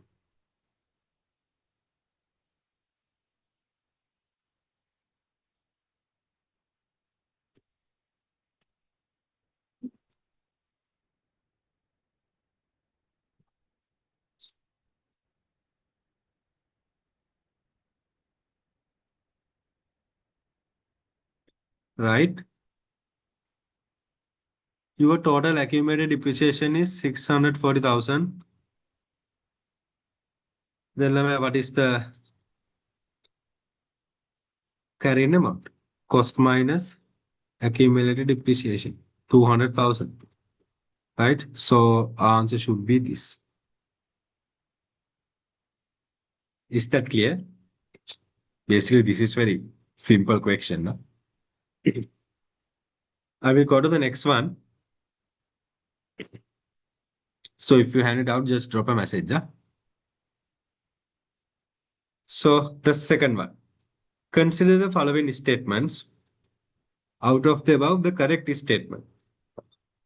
So prime cost consists of only direct labor cost, which is incorrect, no? Your prime cost include direct labor, direct other, direct material, right? Then my first one is raw. Second one, overheads can be divided into the production overhead and non-production overhead. Yes, it can be correct. Basically, your overhead can be divided into production and non-production. It is correct. Third one, a cost that has already been incurred is called as sunk cost. Yes, Laman, it is correct. Sunk cost is the cost that you have already incurred. So B and C is correct. Then accordingly, the correct statements are B and C. The answer would be 3. Right? So it is clear. Ne? I will go to the third one. So third one. Consider the following statements in relation to the provisions of the Partnership Ordinance Act 1890. So out of the above, the correct statements in relation to the partnership. So, okay, so all the partners should contribute to the capital equally. So, Lama, yes, as per the Partnership Ordinance Act under the Section 24, all the partners should contribute to the capital equal, right? A new partner can be introduced to the business without the consent of the all existing partners. It is incorrect. So all the partners' consent should be there when the company is going to when the partnership business adapt joining a new partner, right? So B is incorrect. C, partners are entitled to receive the salary. No, Lavan. As per the Partnership Ordinance Act, Section 24, they are not entitled to receive the partner salary. Therefore, only A statement is correct. Therefore, answer should be 1. Is that clear? So I hope it's clear, right? These are basically theoretical aspects. Then my fourth one. Which one of the following is not correct with reference to the LKS 2? So inventory should be recognized at cost or net realizable value, whichever is higher. So simply, Lama, it is the incorrect one, right? So as per the LKS 2, inventory shall be measured at lower of the cost or NRV, not the higher value. It is the lower value. Therefore, Lama, this is the incorrect value, right? So is that clear now? What are the other things? Inventories are held for sale in the ordinary course of business. Yes, it is correct. Cost of purchase of the inventories comprise the purchase price, import duties, and the other taxes that are not recoverable. It is also correct. Last one, the FIFO is used to value the inventories. Yes, FIFO and back methods. Both methods can be used to value the inventories, right? So now the incorrect one is the first one. So I will go to the next one, 1.5. The following information is related to the material A of a manufacturing company. So maximum usage, basically what the question asks, maximum order level. So I said Lamai from the material costing lesson, right? Just remember the stock levels and the EOK formula, right? So there may be some question coming from the material costing in relation to the stock levels and the EOK, right? So here the maximum order level. So what is the formula? Maximum order level? Maximum usage into maximum lead time. So maximum usage 400 units into maximum lead time 8 months. 400 units into 8 months. Basically, what is the answer? 300 through this one, right? So is that clear or are there any doubts? Shall I go to the next one?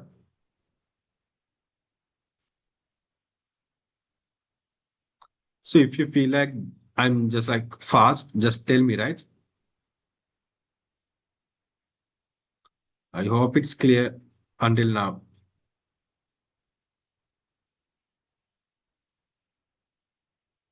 Okay. Okay. So the 1.6, write the answers for the question from number 1.6 to 1.10. Oh.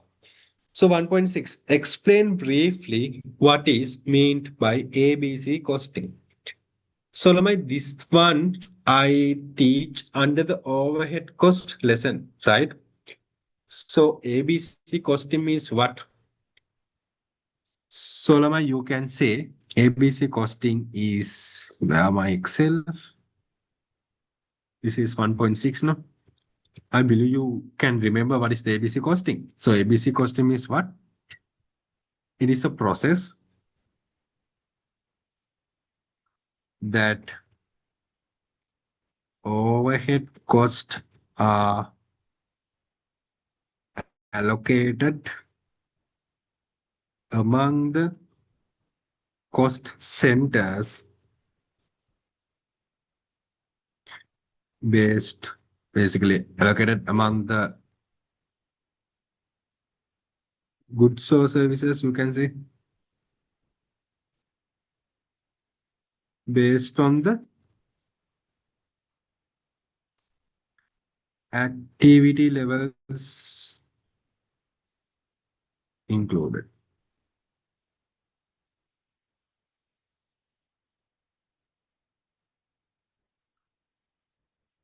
It is a process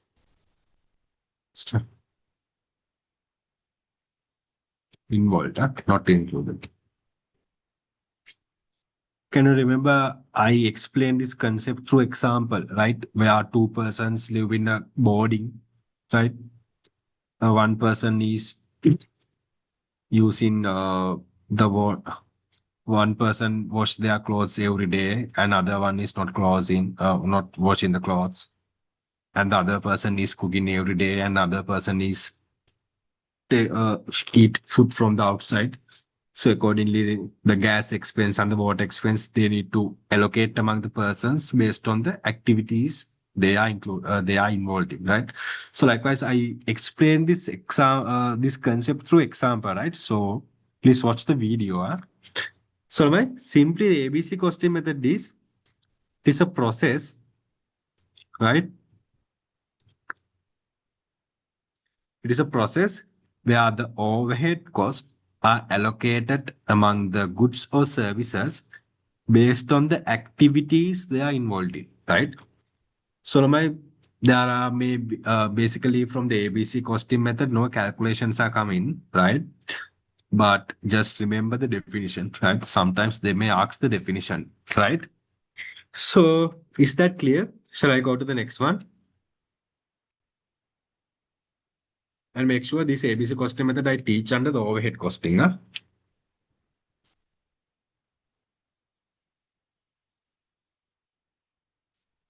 So the 1.7, XYZ Limited is a value-added tax registered company. The following information is extracted for the month of March 2025. Sales, purchase return. So they have given some values. So what you need to do, calculate the VAT payable amount. Basically, you need to calculate the VAT payable. Okay.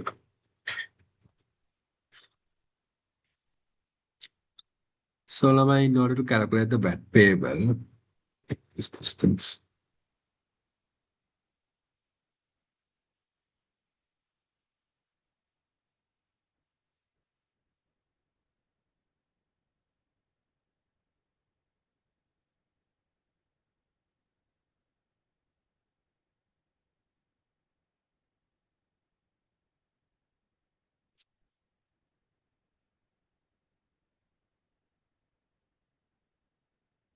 VAT payable.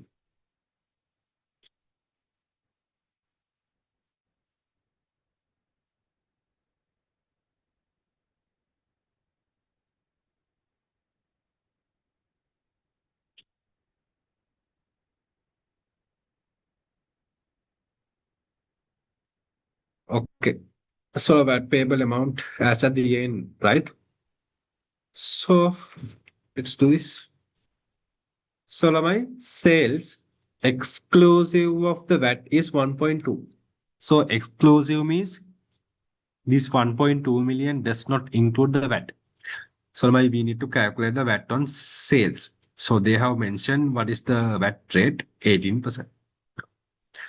So tell me the sales VAT on sales 1.2 million to 18%, right? So Lamai, tell me the VAT on sales where we record. So I think I teach this lesson under the first lesson, right? So basically, what is the double entry?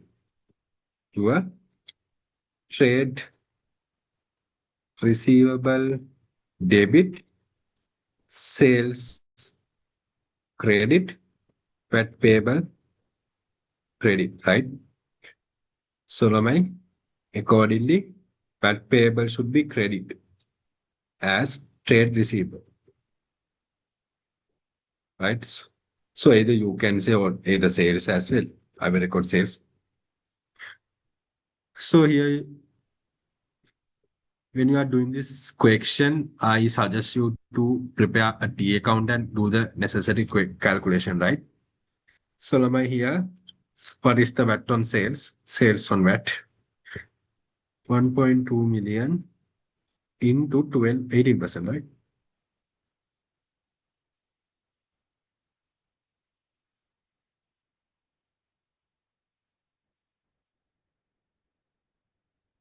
Is that clear? Basically, sales on VAT. Sales on VAT, you need to record under the credit side. The double entry come as trade receivable debit, sales credit, VAT payable credit, right? So like 120, this is 100 now, VAT should be 2, right? So trade receivable amount we usually record including the VAT. But when it's come to the credit side, we need to separate among the sales and VAT payable, right? So Lamai, sales, okay. Then the purchase. Purchase is the other way around, right? So if the VAT on sales coming from the credit side, then the purchase should be coming from the debit side.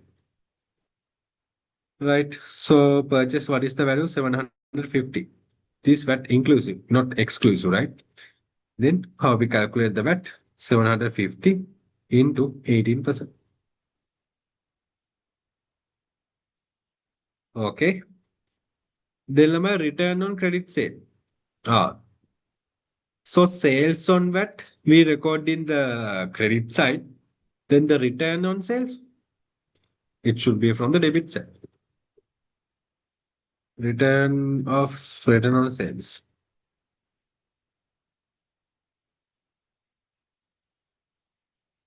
Right. The easiest method you can remember, the easiest method to do this VAT payable account calculation, just remember sales on VAT, we need to record in the credit side. That's it. Then Lamai, the other things, you can just think and write. So if the sales on VAT is credit side, then the purchase will be other way around. Sales on return also should be other way around, right? So accordingly, you can just think and write, right? So just keep remember only one thing. Sales on VAT record under the credit side. That's it, right? So return on sales is 300,000. So then what is the VAT amount?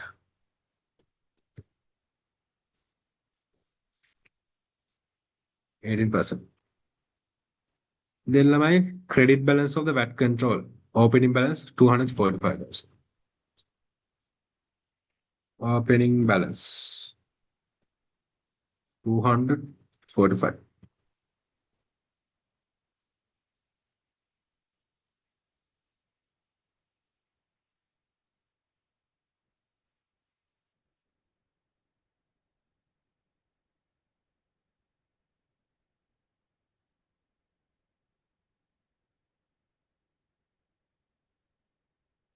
Right. Now you need to.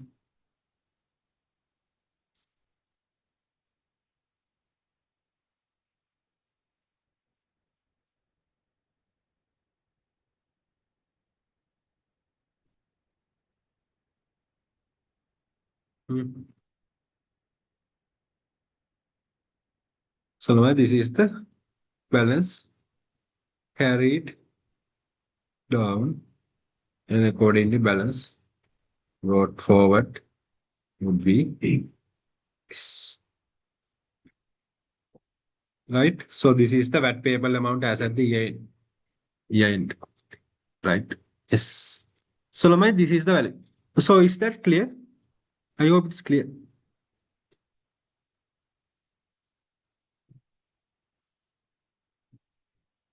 Right? So this is the answer for the 1.7. Right? Are there any questions? No. Shall I go to the next one then?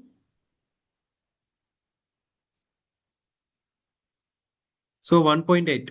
So I said Lamai from the labor costing, there may be a question, right? So I believe in your examination that question may be from the section A, right? So what is the question? Here they have given some information. Anyway, this is not the labor costing. This is from the job costing. I think labor costing I include under the section B. Anyway, so here they have given some information and accordingly you need to calculate what. Company keeps 20% profit on cost. Calculate the price to be charged on the job number 800. So now this is from the costing methods, which is our last lesson, right? So we need to calculate the job cost. Basically, not the job cost, basically the selling price of the job. So job number, what is the job number? 800. How we calculate? So our direct raw material,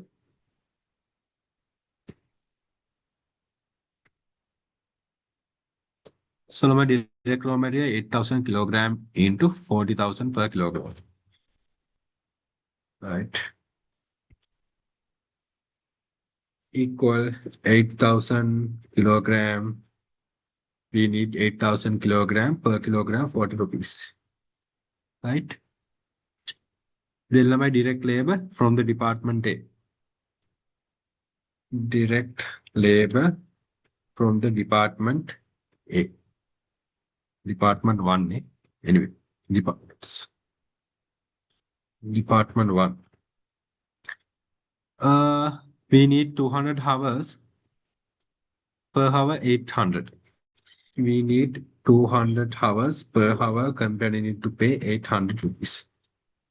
Then my direct labor department 2. Company need 550 per hour 1.8. Okay. 550 into 1,200. They'll have a production overhead, 18% from the total direct labor cost. So production overhead.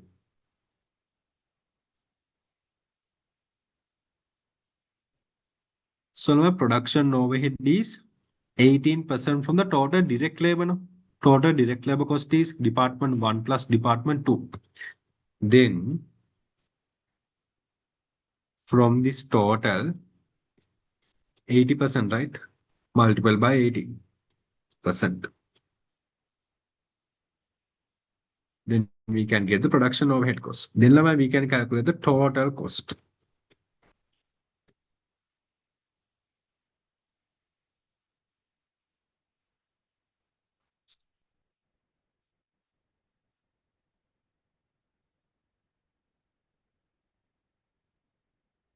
So this is the total cost. For that, company keep a 20% profit on the cost. So now we need to add back the profit. Profit is 20% now. 20% from the cost. So how we calculate the profit then? Multiple by 20%. Then accordingly price to be charged.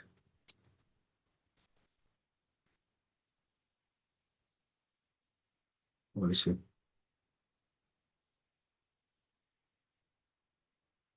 price to be charged would be cost plus profit margin. So Lamai, this is the answer, right? This is the price to be charged from the job number 800. It is straightforward. We need to calculate the raw material, direct labor, production overhead, and add the profit margin. That's it. So is that clear? Shall I go to the next one?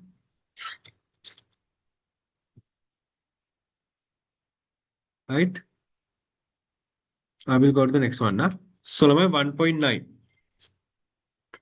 So make sure most of the time at each examination paper, there will be a question from the partnership business from the section A, where you need to calculate the sacrificing ratio, right? So Lamai, this is from the sacrificing ratio. So what they have mentioned, Amal and Kamal run the ABC Co, which is a partnership business sharing the profit or losses at a ratio of 2:3. So Lamai, as at 31st December 2025, Bimal joined. Then Lamai partnership ratio was 3:4. Accordingly, what is the sacrificing ratio? Okay, so Lamai, I will do this through as separate.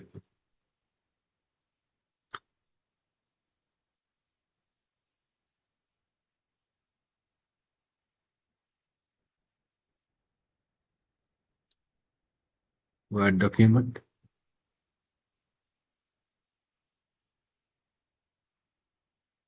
Right? So let me to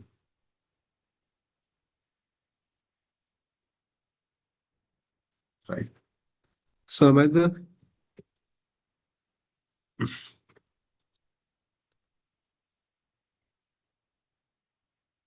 who are the partners? Amal Kamal.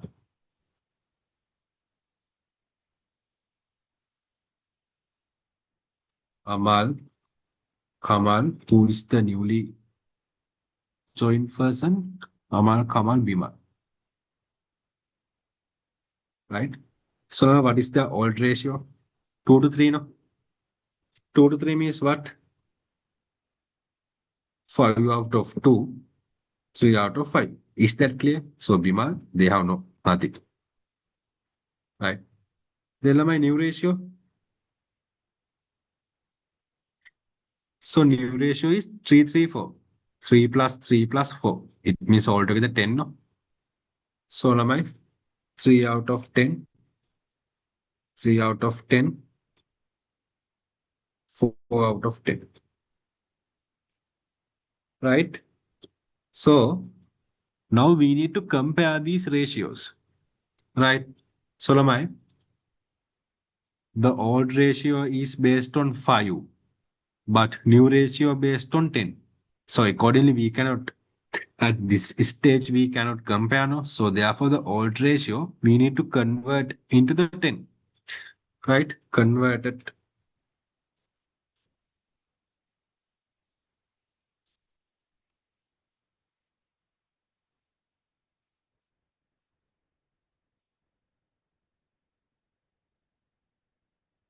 So Lamai, in order to convert 2 out of 5 into 10, so in basically, how you say 2 out of 5 as out of 10, basically you need to multiply by 2, right? Both latter part and the top part, right? So 2 out of 5, you need to multiply by 2 from the both side, right? Then Lama, you can derive 2 into 2, 4, 5 into 2, 10, right? Here, 3 into 5, you need to multiply by both sides by 2. Then you can derive the ratio out of 10. 3 into 2, 6. 5 into 2, 10. Now you can see, right? Before the Bimal joined to the partnership business, Amal had 4 shares out of 10. Kamal had 6 shares out of 10. But after the Bimal joined to the partnership business, now Amal have only 3 shares out of 10. Kamal also have only 3 shares out of 10. So accordingly, Amal has to sacrifice 1 share. Kamal has to sacrifice 3 shares. That's how 4 shares will be transferred to the Bima. Is that clear? Then Lamai, your sacrificing ratio would be 1 into 3. Basically,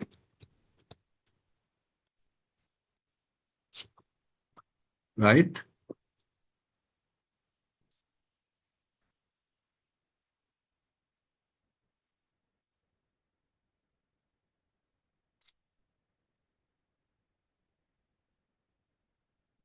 Amal, Kamal, 1, 3, right? So you can say 1 into 3.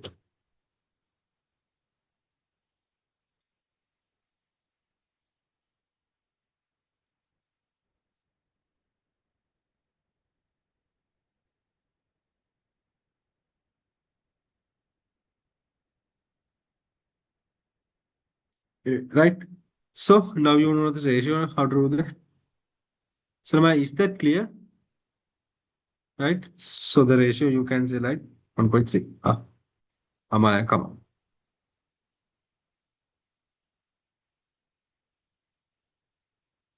So is that clear? How to calculate the sacrificing ratio?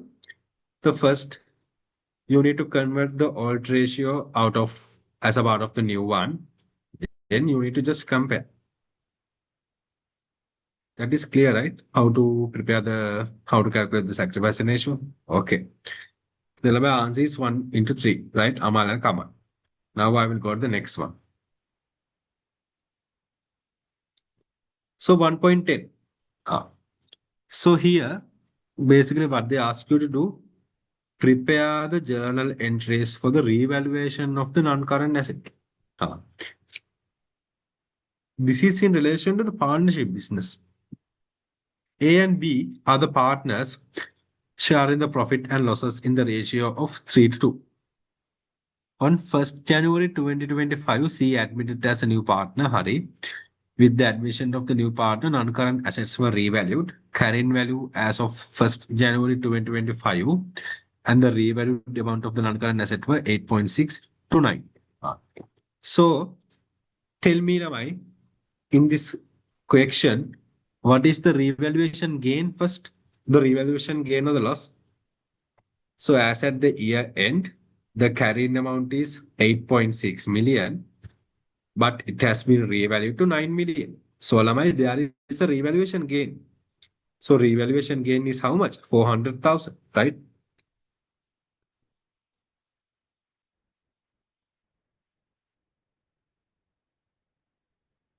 So revaluation gain. So here Lamai, revaluation gain is 400,000. So use this 400,000, right? So while just forget about the partnership business. If there is a sole proprietorship business, if there is a revaluation gain, what is the double entry? Basically, the relevant asset will be debit, revaluation gain will be credit. So that revaluation gain we record under the revaluation reserve, right? So it is a part of equity. So Lamai, when it's come to the partnership business, the equity need to be allocated among the partners, no? Therefore, Lamai, here keep remember revaluation gain also we need to allocate it among the partners based on their profit ratio. So here, in the partnership business, we have capital account and current account, right?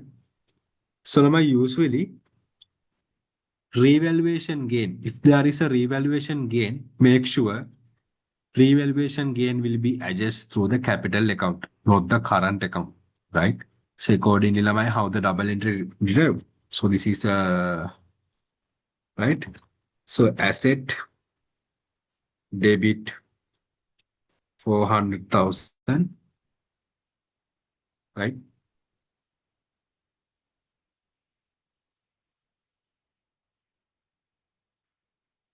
I said debit 400,000. Then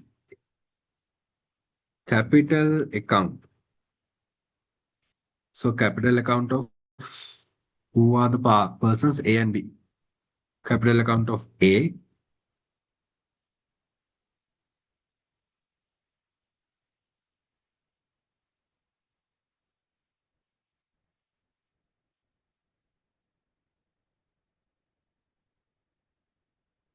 and capital account of B.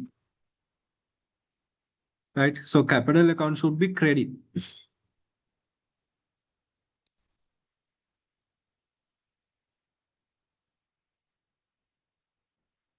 Asset will be debit 400,000 and the revaluation gain should be allocated among the partners based on the profit ratio through the capital account. So my capital account A will be credit, capital account B will be credit. This 400,000 we need to divide among the A and B based on the profit ratio. So what is the profit ratio? 3 into 2, right? So this 400,000 we need to multiply by 3 into 2 now. 3 out of 5 then. Then the remaining will be transferred to the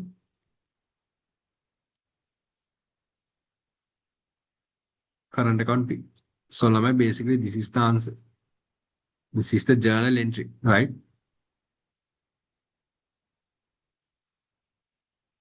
So is that clear? The first we need to calculate the revaluation gain, and accordingly revaluation gain we need to allocate it to the partners based on the profit ratio and make sure revaluation gain adjust through the capital account, not the current account. And accordingly, this is how we record the journal entry to the revaluation gain. So, is that clear?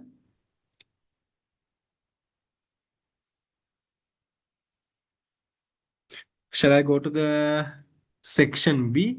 I think our section A is already complete. Right? We have only 1 hour. 5 questions are there to complete. Clear, right? Okay. So almost clear now. Now, I will go to the section B then. Right? So section A is completely done. Now, section B.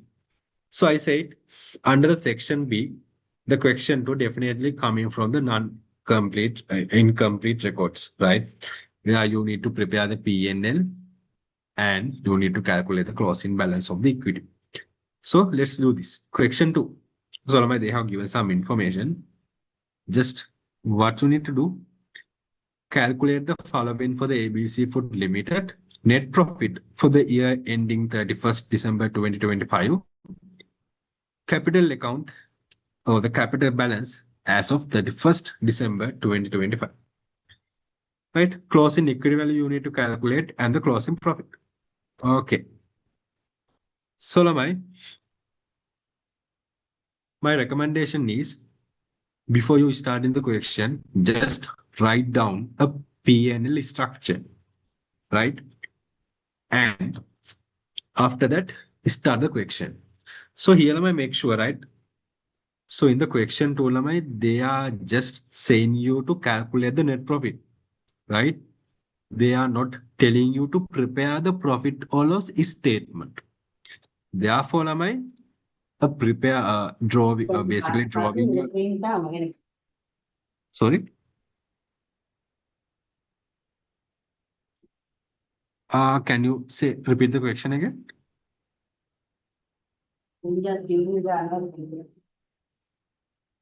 Eight. ஒரு மாசத்தை பசியில போடுங்க ஒண்ணும் நடக்காது Can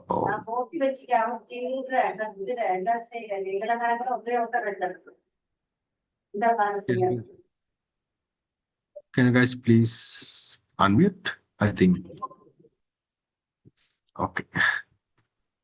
Right? So they are not asking you to prepare the P&L, right? They just say you to calculate the net profit, right? So in that case, it is not mandated to prepare, write down the P&L structure. but I would suggest you to draw a P&L structure and do the question, right? So here let me make sure when you are write down the P&L structure, only these line items write down, right? So definitely there will be sales and the cost of sale. So now my cost of sale, how to calculate? Opening inventory plus purchase minus closing inventory. Then you get the gross profit. Then the other income, just keep some space if there are any other income in order to write down. And the expenses. So my expenses, you no need to classify as distribution, admin, and other, right? So in the common basis, write down all the expenses here. Then you can get the net profit, right? So now for the in the examination, you can only take 15 minutes, right? So in order to do this question, so let's start. So my question 2. Nimal started a restaurant as ABC Food Limited on the 1st March 2024 by investing 2.5 million cash. However, he has not maintained in the proper accounts. Solomon, they have given the information. So as at 31st December 2025 and as at 1st January 2025. So year beginning and year end, assets and liability values has been given. Okay. So then they have given the adjustments. The first one, no property, plant and equipment were purchased or disposed during the year. Solmai, the company has not purchased or no disposed the PPE. So it means whatever the difference between the opening and closing balance of the PPE, it may be due to the depreciation, right? So if there are no purchase, if there are no disposed, then if there is any difference between the opening and closing, it should be the depreciation. So go to the first table. So they have given the machine carrying value. So your opening balance is 2.4 million, but closing balance has been 2.1 million. So what is the value reduction? Basically 300,000, right? 2,600 අඩු වෙලා. So they specifically mention no purchase, no disposal.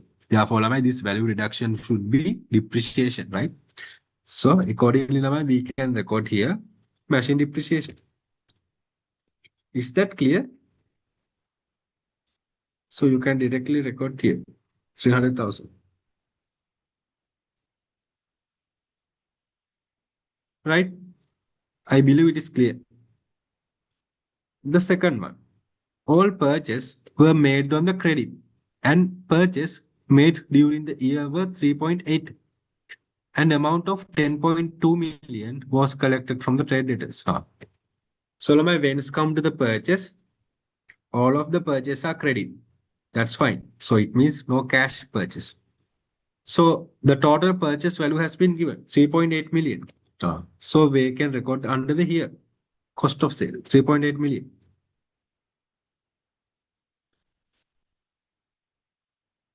Then what else they have mentioned? This much of money was collected from the trade debtors.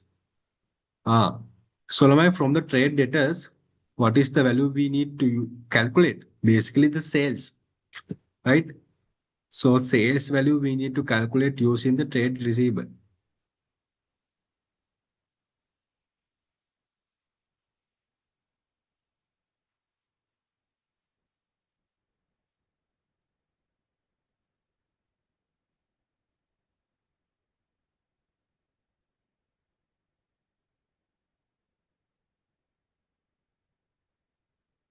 So this is the trade receivable account. Trade receivable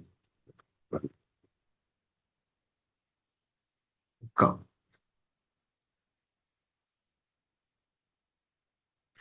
So trade receivable account, what is the value compared collected from the trade debtors? 10.2 million. So it means cash receipt amount. So cash debit, trade receivable credit. 10.2 million. Right? Okay. We record that. Now let's go to the third one. Initially, the business was operated at Nimali's residence, and due to the expansion, it was shifted to the rented premises from 1st October 2025. So my monthly rental is 30,000.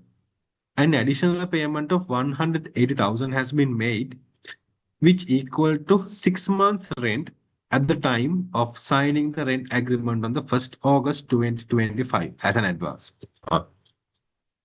So basically what they have mentioned, company was shifted to a rented premises on the 1st October 2025. So your monthly rental is 30,000, right? Then Lamai, we prepare the we need to calculate the profit or loss as at 31st December. Tell me, from 1st October 2025 to 31st December, how many months? Basically, the entire October month, November, December. Only 3 months. So it means for a 3 months, we need to pay the rent. So what is the rent expense then? Right? So rent expense.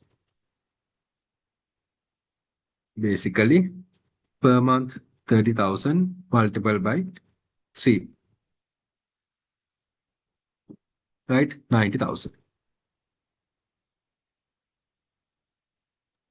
Then what else they have mentioned?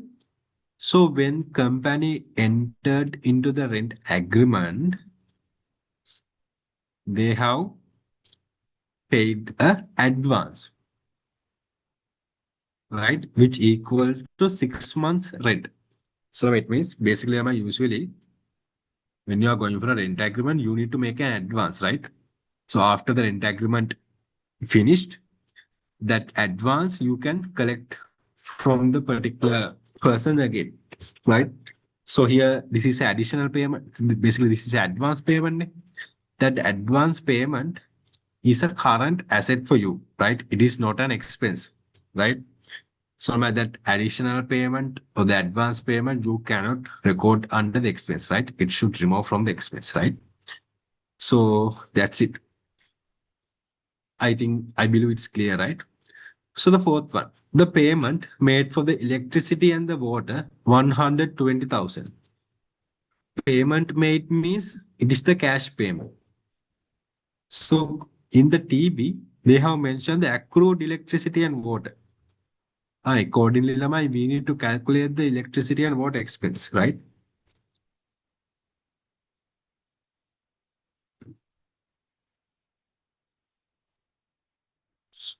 Hmm.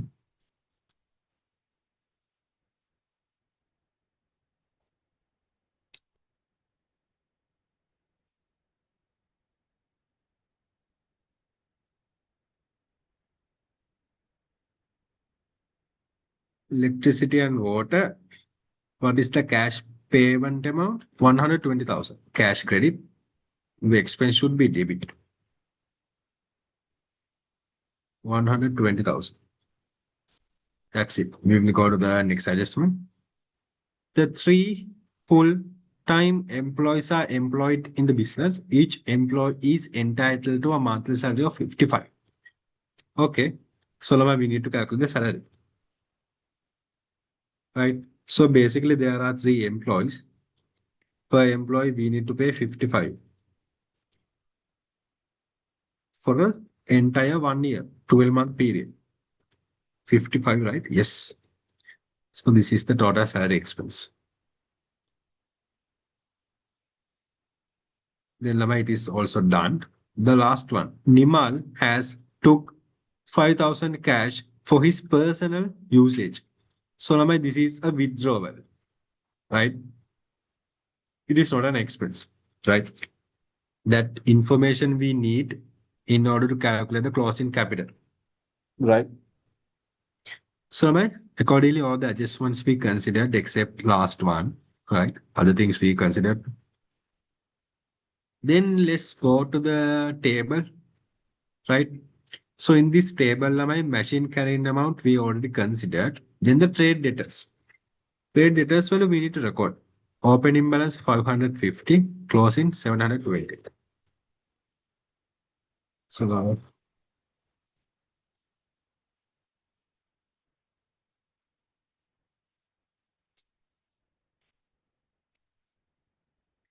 right. So this is the opening balance. So this is the closing balance, right?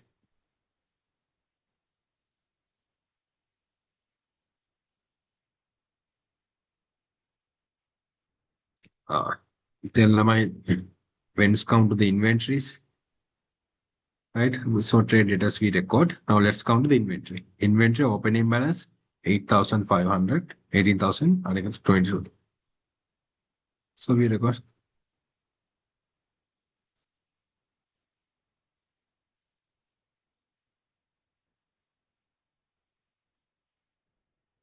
This is right. Then my cash and bank. So cash and bank balance basically we no need in to calculate the profit or loss, right? Therefore we'll skip that. And the trade creditors. So my trade creditor value also we don't need. Why? So basically the credit purchase, the entire credit purchase amount they have given, no? Therefore my trade creditor value specifically we don't need. Then the accrued electricity and water we already record, right? Then Lamai, all the information in order to prepare the profit or loss, we figure out, right? Now it's just a matter of summation. So here, using the trade receivable balance, we will calculate the sales. So basically, sales will be coming from the debit side or credit side. It is coming from the debit side. So how we calculate the value? We get the sum here. We transfer the sum into this. And accordingly, what is the sales value? Should be this much. So that's how we calculate the sales. That sale value you can directly link to here. Right? Then my electricity and water. Electricity and water we didn't record, right? So accrued electricity means it is a current liability. So opening balance 7,200. So closing balance 6,400. So this is the opening balance. This is the closing balance.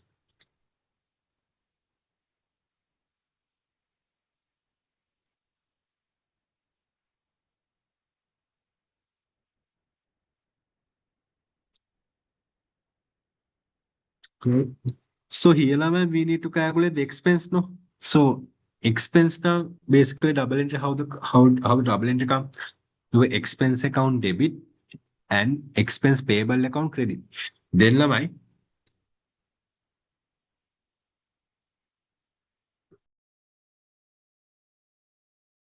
right? Then Lama, this is a payable account. From the payable account, it should derive from the credit side. Then how we calculate? Take the sum, transfer the sum into the credit side, then calculate the expense sum. So this is the expense. Then the electricity and water expense.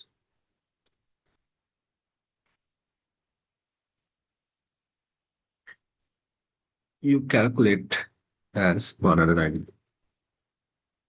Right? So now that's it. Sales we calculate, electricity calculate. So all the other things we need. Now it's just a matter of calculating the cost of sale. Right? As a sum of this is your gross profit is sales minus cost of sale. So this is the gross profit. From the gross profit, how you calculate the net profit minus total expenses. All right.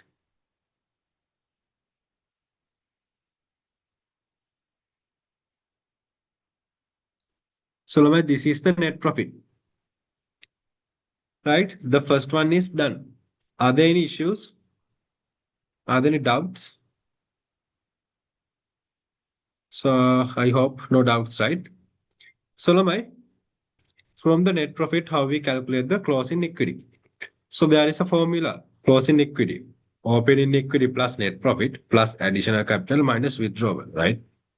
So Lamai, that's how we calculate the closing equity. How we do this? So now first we need to calculate the opening equity.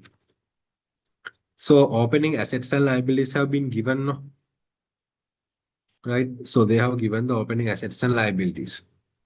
So from here, so machine, trade debtors, inventory, cash and bank, all of these are assets.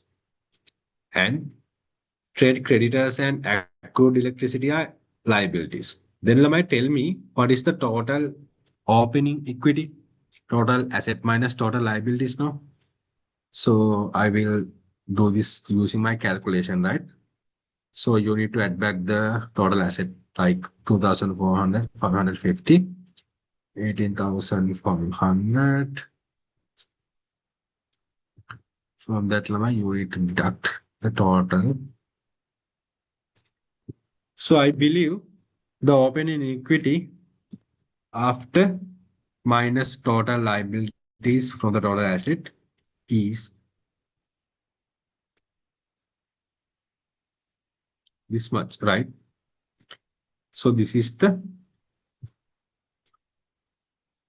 opening equity, and this is the net profit, and no additional capital. Then my withdrawal. So in the question, they have mentioned the drawing. What is the value? 5,000. It is a minus one. Then what is the total equity? Opening equity plus net profit minus withdrawal. This should be your closing equity. Is that clear? The question 2 is complete, right? So we calculate the net profit, and using that, we calculate the closing equity. So opening equity plus net profit minus withdrawal plus additional capital, right? So opening equity, how we calculate? Opening asset volume, opening liabilities, you need to deduct. So then you need to add back the net profit, and accordingly, if they have any additional capital, you can add back, and withdrawals you need to deduct. So that's how you calculate the closing equity. So I believe it's clear, right? So can someone tell me it is clear, or are there any doubts, question that I need to explain again? No, right? So yes, it's clear. So then I will go to the next one, right? So question 3. So my question 3 from the partnership business, right?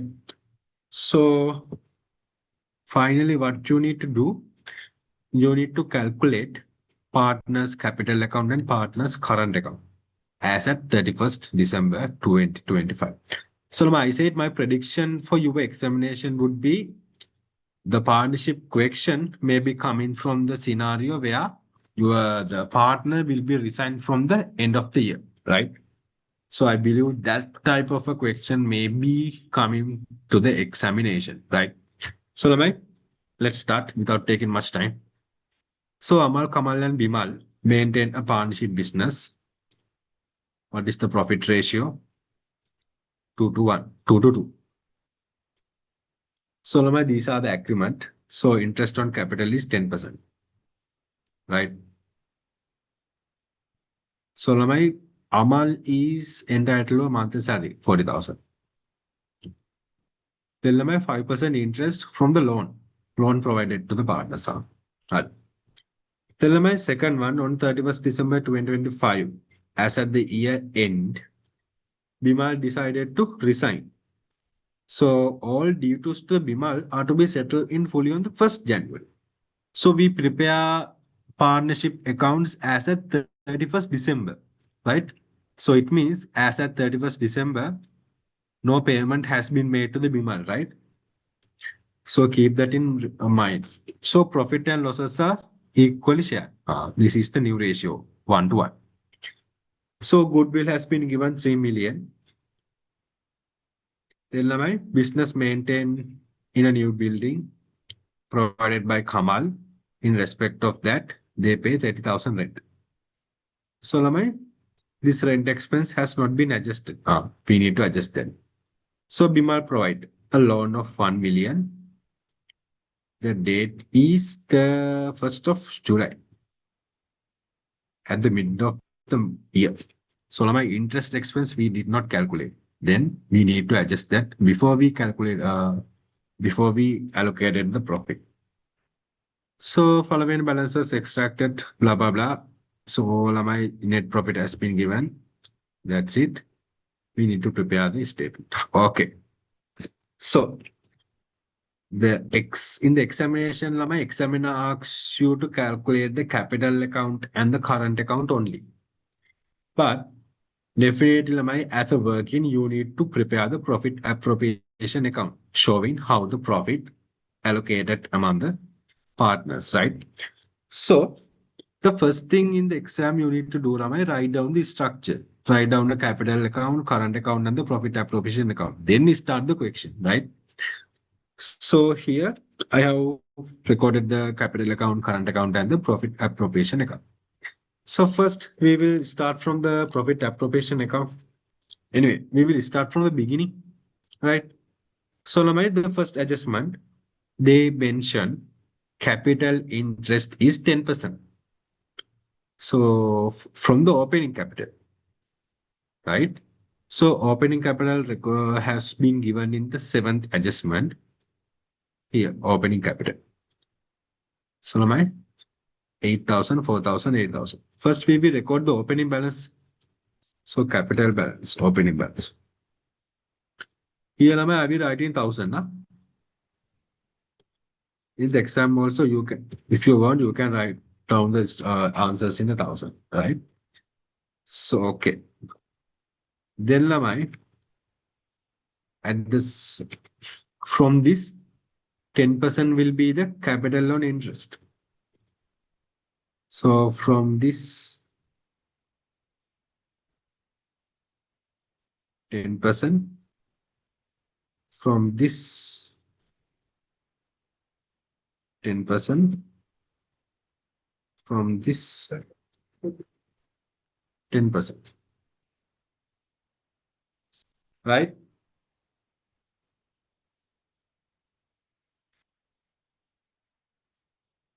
Is that clear? So, at the same time, Lamai, these capital interest we need to record where? In the current account, right? So here we can say the capital interest, right? So the capital interest we record in the profit appropriation account. At the same time, we record that amount in the current account. So that's why I said before you start the question, just write down all the structures. Then Lamai, it's just a matter of filling the structures, right? So 800, 400, 800, done. Now, let's go to the second one. Amal is entitled to a monthly salary of 40,000. So Lama is partnership salary. It is only paid for the Amal. What is the value? 40,000. For the 1 year period, we need to multiply by 80. Anyway, I will write in 1,000, 40,000. 480. At the same time, we have you need to record in the current account. Partner salary. Amal 480. Right? Then 5% interest will pay for the bank loans provided to partners. So they have mentioned, right? The Bimal in the fifth one, Bimal provide a 1 million bank loan as at 1st July. But interest expense has not been accounted. It means we need to calculate the interest expense, right? So interest expense has not been accounted means when the company deriving the profit, they have not deducted the interest expense. So then the draft and profit is how much? They have given in the last one, 3.8 million. No? So this from this profit, company has not deduct the interest expense. Then we will deduct it.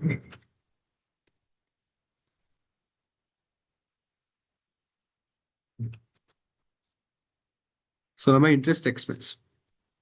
How we calculate? What is the value?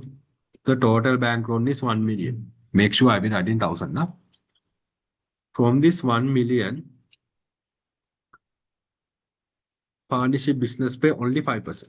Then we can calculate the interest for the 1 year. 1,000 into 5%. But bank loan has been given in the 1st July. From 1st July to 31st December, there are 6 months, and accordingly, we need to calculate interest expense only for 6 months.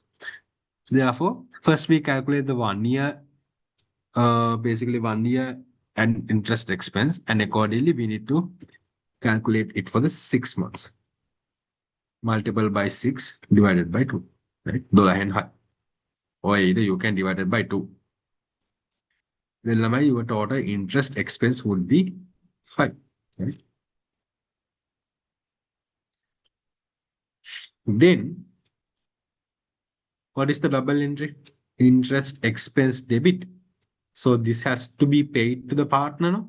Then your current account will be credit as interest expense. Who provide the bank loan? Bima, right? 25,000.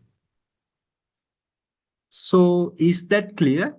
Simply we need to calculate the interest expense and we need to deduct that from the net profit. Since the bank loan provided by a partner, the relevant interest expense, we need to credit it to their current account, right? So that's done. Then the second adjustment, where the partner resign at the end of the year. So they have just mentioned all dues to be paid on 1st January and the profit or losses is equal 1 to 1. Okay. So now my third one, goodwill adjustment, 3 million. So tell me how we do the goodwill adjustment. Basically, my goodwill debit, goodwill credit, right? Goodwill debit and goodwill credit. So tell me, when the partner resigned from the business, how we adjust the goodwill? New profit ratio will be debit, old profit ratio will be credit. So debit will be the new ratio. Who resigned? Basically, Bima. Then the Amal and Kamal equally profit distributed 1 to 1. Then my goodwill is 300,000. Then 150 will be here. 150 will be here. Then the goodwill will be credit based on the old ratio. Old ratio is how much? 212. Then this 300,000. 212 means altogether 5. 2 out of 5, no? 300 divided by 5 into the 5 parts. Multiple by 2. 212. The same thing. So now here multiple by 1. Right? So is that clear how we do the goodwill adjustment? So simply goodwill double entry, goodwill debit, goodwill credit. So goodwill always debit based on the new ratio. Goodwill always credit based on the old ratio, right? So I hope it's clear. Then I will go to the next one. Then the business is maintained. The building rent. So company need to pay building rent to Kamal 30,000 per month. But this has not been accounted. So it means when company calculating the profit, this has not been deducted. So accordingly, we need to deduct the rent expense as well.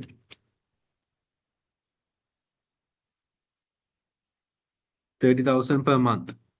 Then for the entire year,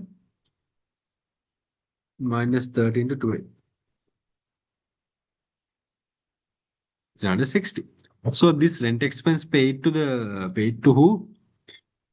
Paid to Kamal, right? Kamal. Then his current account will also credit rent expense. Kamal. 360. Right? That's it. Then goodwill adjustment done, second one done, fourth one done. Bima loan we already calculate. So sixth one, okay, extracted from the books, following balances, the same thing has been doubled, right? So capital account opening balance we record. Current account opening balances, we will record that.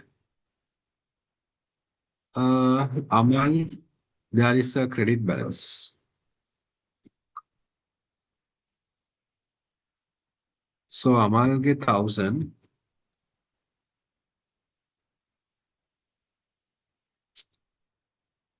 And Kamal Bimal 2,000, 1,500.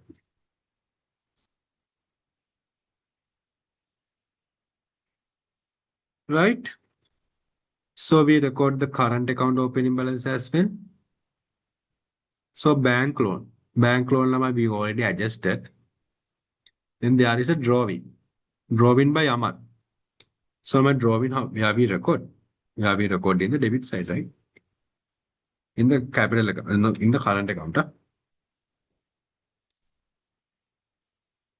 What is the value? 200. So now that's it. All the things we adjusted, right? So all of these adjustments we did. Now Lama is just a matter of summation. So first we calculate the actual net profit.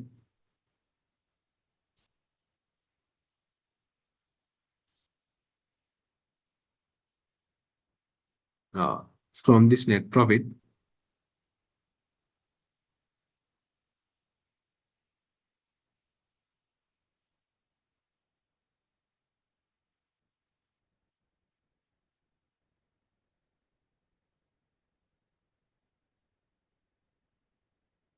right? So from this net profit, after we deduct all the capital interest and the partner salary,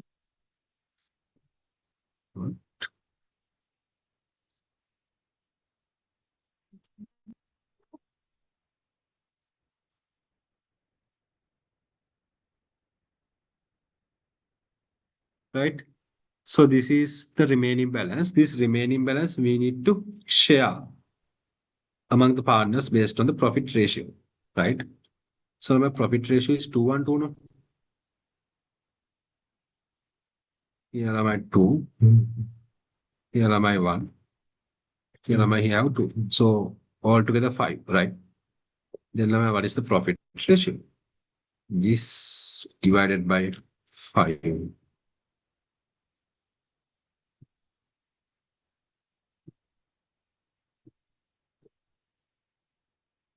multiplied by 2.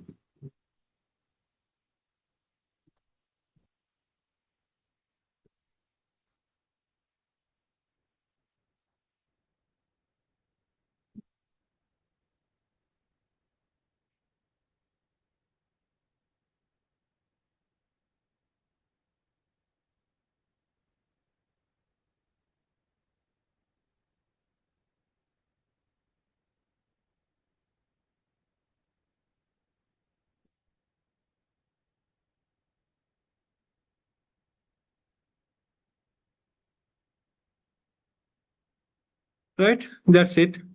The profit share we need to record here.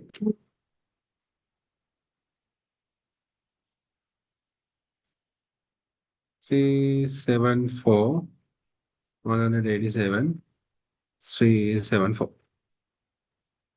That's it. So my profit appropriation is done. So current account we record. Now we will do this.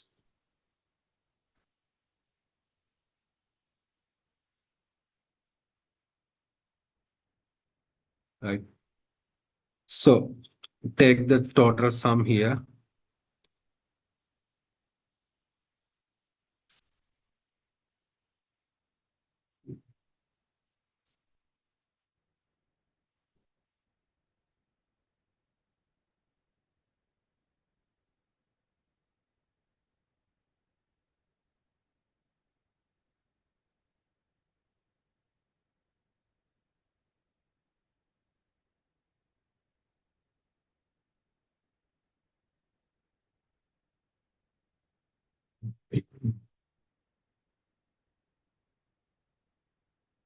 Right.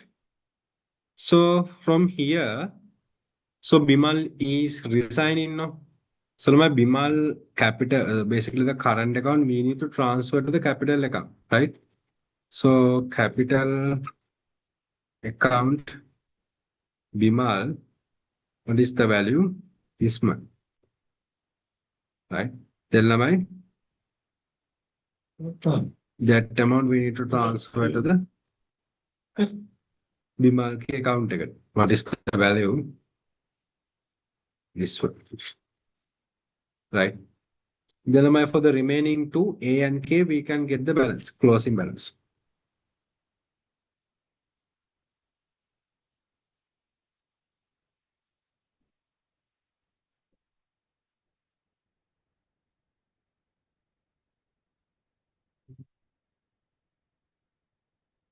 Right?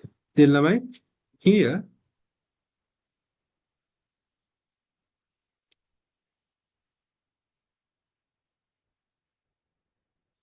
we need to take the total sum.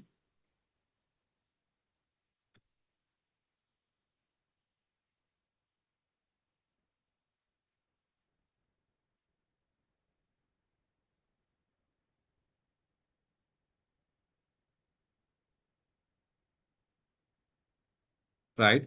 So here, from the Bimal side, we cannot get the closing balance. Why? He is a resigned person. So can you remember in the partnership business, when the partner resigned, if the partnership business not paid the money to the particular resigned partner, then the total due we need to transfer to the loan account, right? So here as of 31st December, the money due to the partner B has not paid. Therefore, we will transfer that money to the loan account. For the remaining Amal and Kamal, we can get the balance, basically.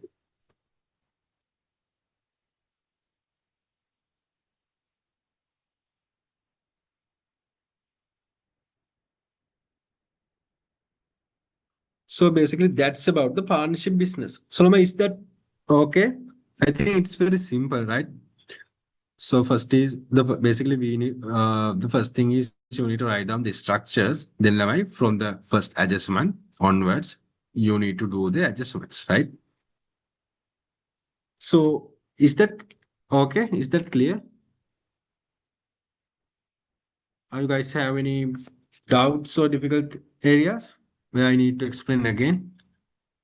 So here, right? So the partner B is resigning. No? Therefore, first thing is you need to calculate the current account balance of him, and you need to transfer that balance to the capital account, right?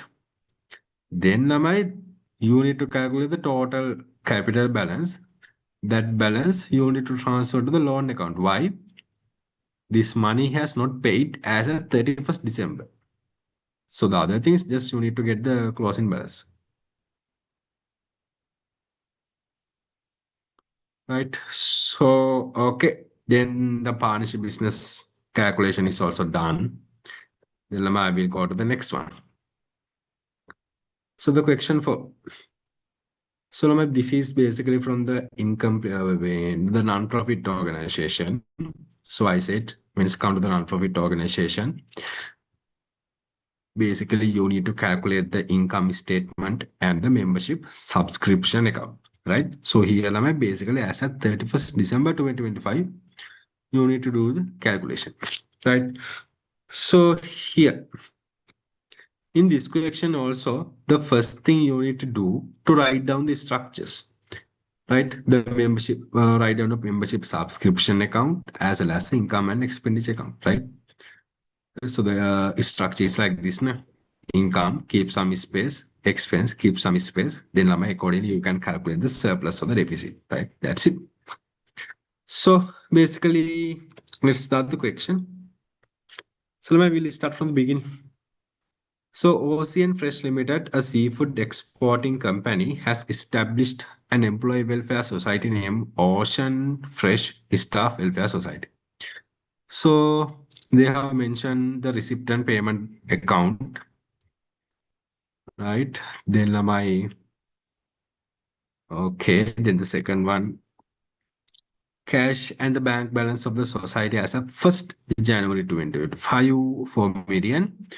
And the interest income 280,000 was earned during the year from the fixed deposit.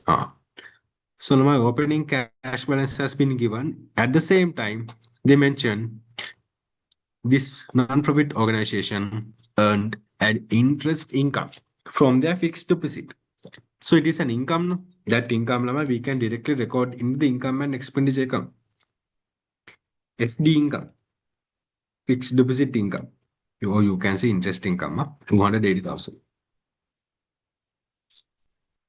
That's it. With the third one. So monthly membership subscription is 1,200. So this is a monthly.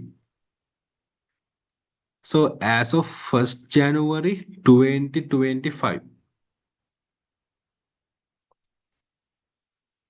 6 members has not paid the subscription for 3 months for the year of 2024. Okay. The arrears were received during 2025. Further 20 members has paid the January 2025 subscription in advance in December 2024. Okay. So this is in relation to the membership subscription account. So this is the membership subscription account, right? So you have the balance brought forward values and the balance carried down value, income, cash. So in the membership subscription account, when it's come to the debit side, right? So my debit side opening balance reflect the membership fee receivable or the not received one. So it means if any members has not paid their membership fee in the previous years, that balance we need to record here. So in the credit side, right? So in the credit side, opening balance brought forward value reflect the membership fee received in advance. So it means if there are any members who paid their membership fee in previous year, an advance membership fee paid for in the previous year for the current period. So that balance we need to record here. Basically, membership fee received in advance. Then the total amount we need to recognize in income, we need to record in the debit side. Total cash receipt amount we need to record in the credit side. According to the debit side, balance carried down reflect the membership fee paid in advance for the next year. So balance carried down reflect in the credit side. It represent membership fee not received during this period, right? So just remember, right? So now in the question, what they have mentioned. So my monthly membership fee 1,200 as of the 1st January 2025. 6 members has not paid their subscription for the 3 months. So it means as of the year beginning, there were 6 members who not paid their membership fee in the previous year for 3 months. So it comes under the opening membership fee receivable, right? So no matter how many members, 6 members, for how many months? 3 months. What is the value? 1,200. So this is the total membership fee arrears or the membership fee receivable as at the year beginning. Then what they have mentioned, 20 members paid their January 2025 subscription in advance in December. So as of the year beginning, there were 20 members paid their membership fee in advance. So 20 members. So this is for the particular 1 month. No? Then what is the total value? This one. Sorry. This one. Right? Is that clear? How you get the values? Right? So then my third one is done. Fourth one. During December 2025, 30 members paid their subscription in advance for the January 2026.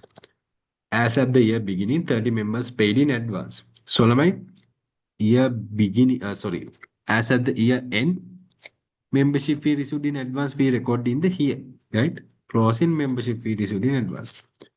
30 members, no? 30 members paid in advance. This is the value, right? Then as at 1st January 2025, I'm doing the fifth one now. 1st January 2025, there were 220 members. in the society during the December 2025. 25 new members joined. So there were 220 members, right? Those members were within the non-profit organization for 12 months, and accordingly per month they need to pay 1,200. Accordingly, how much they need to pay? 220 members into right. Then there were 25 members. 25 new members joined to the partnership, not the partnership, non-profit organization as at the December. Accordingly, for these 25 members, they need to pay only for 1 month, no? Only for December, 1,200. Then what is the total?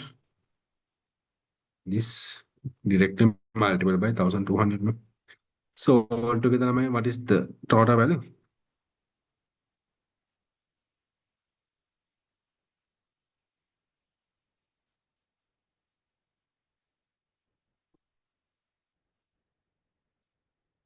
This is the total income, right? So this income you can record in the membership subscription account as well as under the income membership member fee income statement, right? So that's it.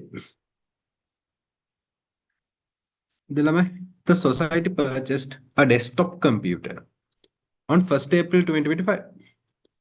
The estimate useful life of the computer is 4 years. So my desktop computer purchase, no? So what is the value? It may be recorded in the cash payment account. What is the asset? Desktop computer. Here. Desktop computer purchase 300,000. So we need to calculate the depreciation. Computer depreciation.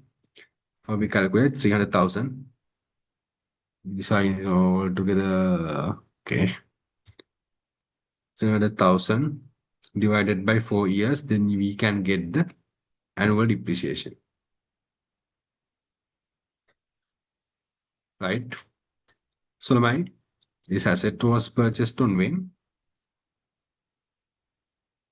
1st April. So 1st April 2025 to 31st December 2025, there are only 9 months, right? So we need to calculate the depreciation for 9 months. Multiple by 9 divided by 2. This is the depreciation. Right?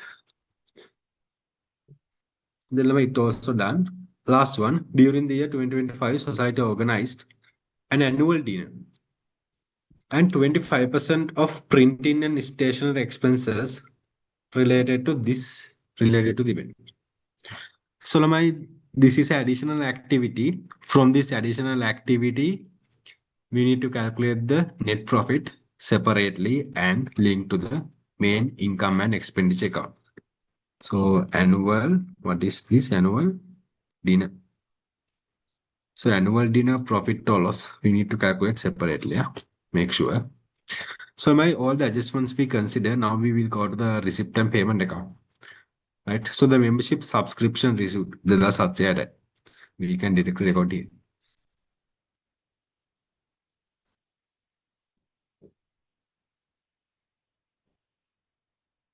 Right.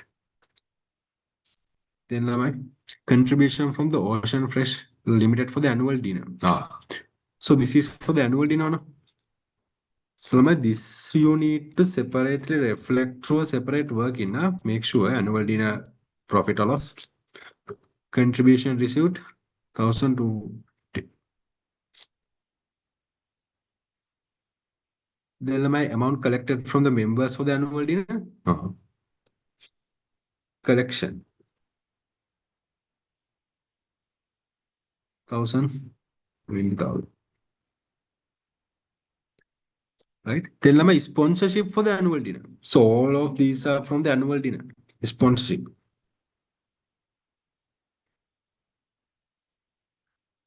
What is the value? 880.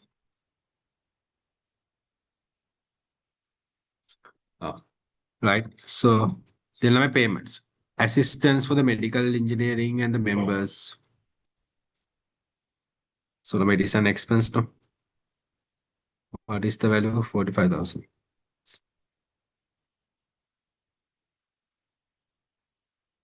Assistance for the members' family events. So it is also an expense, no? What is the value? 60,000. Then my hotel charges. These are for the annual dinner.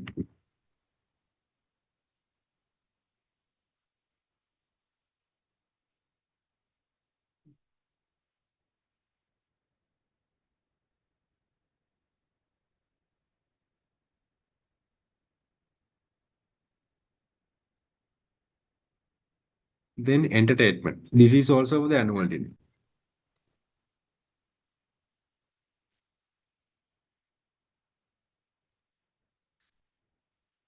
$90,000.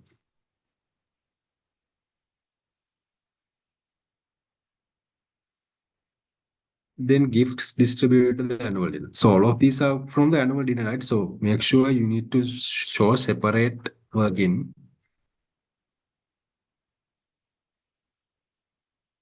Then I printing and stationery.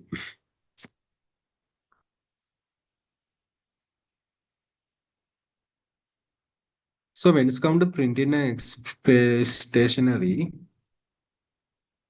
so they have mentioned out of the printing and stationery, 25% related to the annual dinner. No? So accordingly, we need to consider only how much? 75,000 here, right? And here, the remaining 25,000 from the 65.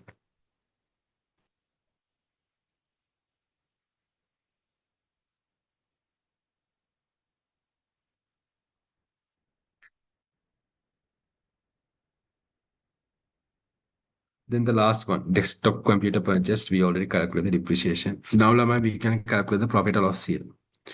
So basically, from sponsorship received,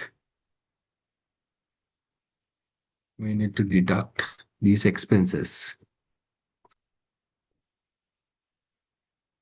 right? So Lama, this is the annual dinner profit. And accordingly, Lama, here you can calculate the surplus.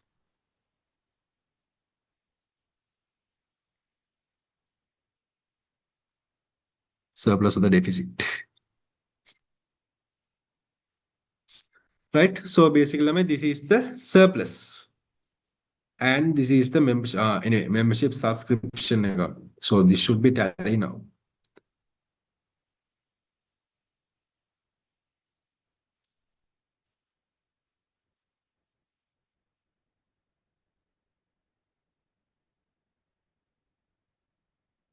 So here, this balance carried down, we need to calculate, right?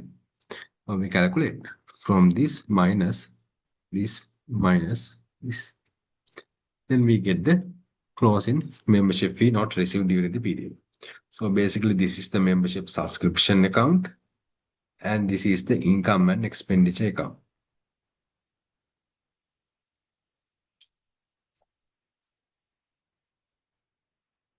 So this is the end of the question.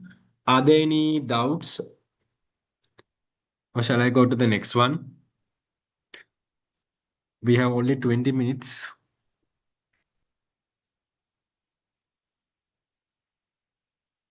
All are good, right? So, right? So make sure when you are doing the question, the first thing is write down the structures. Then you can directly, as basically you can within a shorter period of time, you can do the question, right? So that's it. Then I will go to the next one. Question number 5. So I said question 5 and question 6 is from the manufacturer, basically from the what is that? Management accounting, right? So my question 5. So I said I believe in your examination, definitely there will be a question from the overhead cost apportionment, right?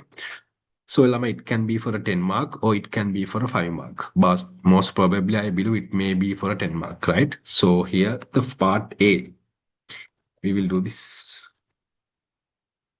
question 5, part A. So basically what do we need to do under the question? Question 5, part A. So basically under the part A, there are two parts.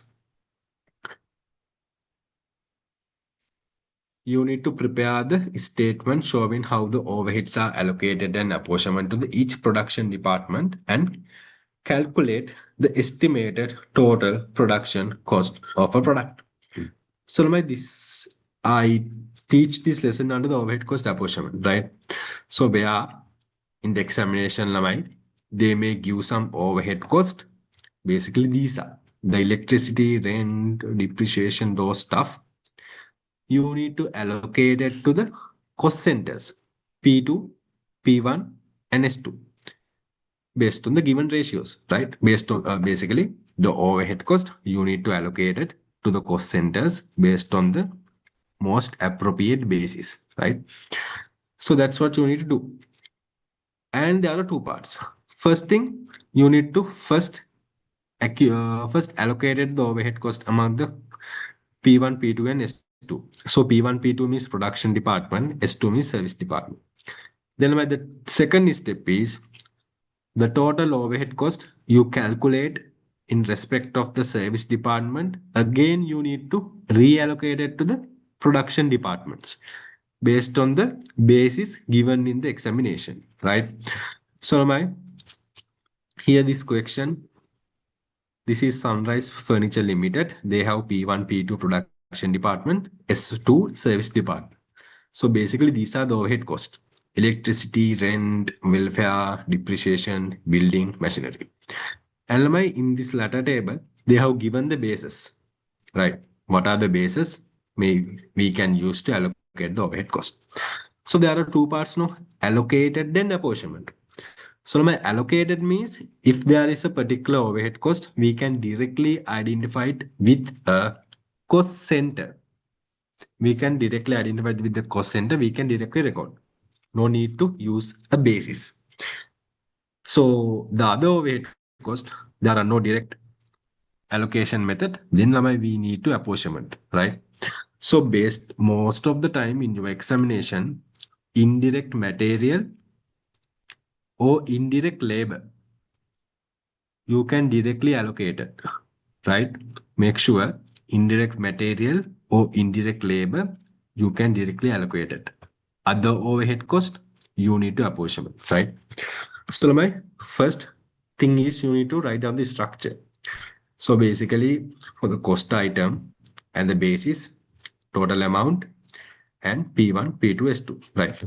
So this type of structure you need to write down and accordingly you can do the question. So the cost item. First one, we will start from here, electricity. Electricity, my total amount is 600,000.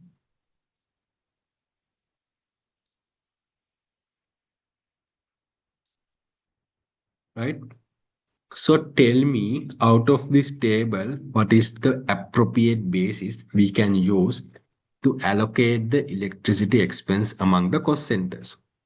So they have given the number of employees, value of machinery, usage of electricity.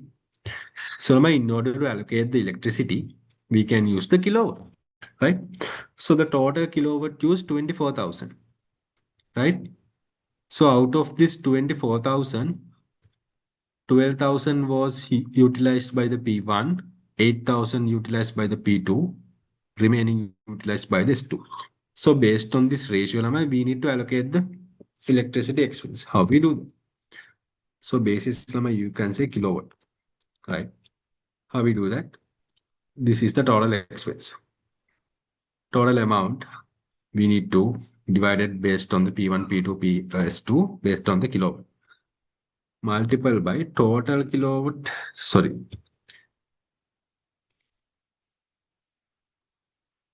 out of 24,000. Right.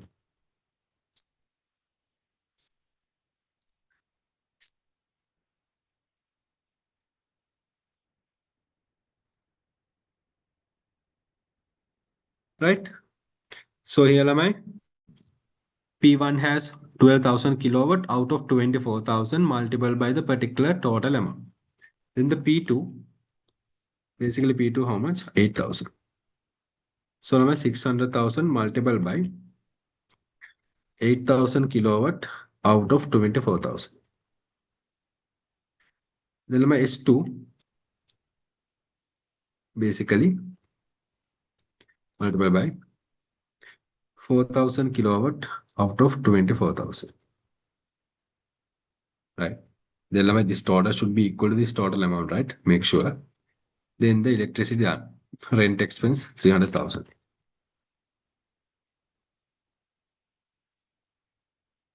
So what is the total?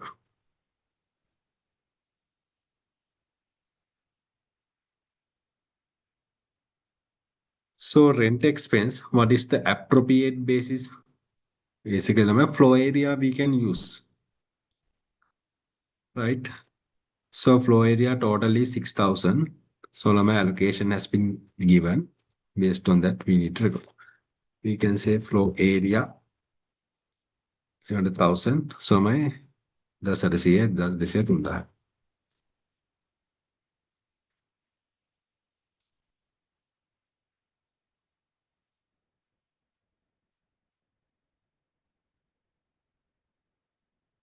right.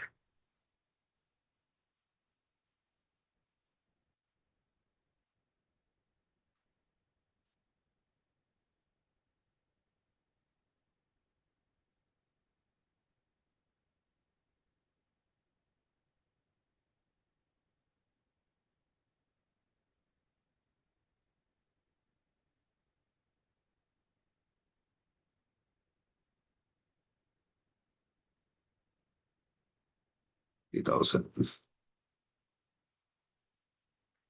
Right. Then we have employee welfare.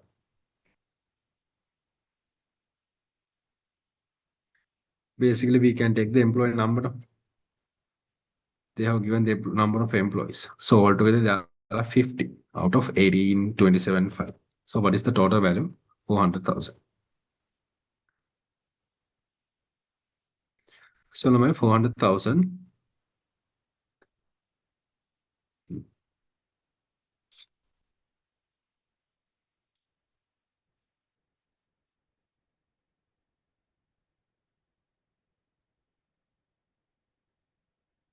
50. Right? Basically, you need to take 18 out of 50, 27 out of 50, 5 out of 50, 27 out of 50, and 5 out of 50. Right? Then the next one is depreciation. Machine depreciation, usually you can use the value of machinery, right?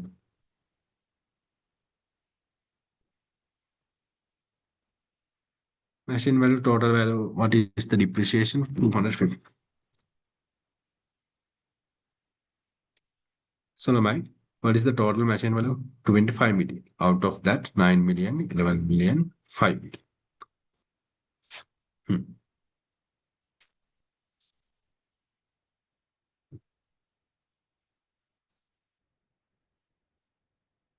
So here you can mention in the 1,000 value.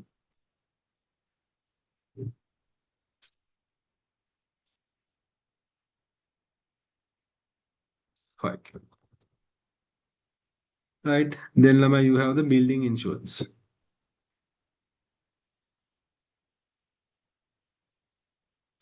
So now your building insurance value is 180.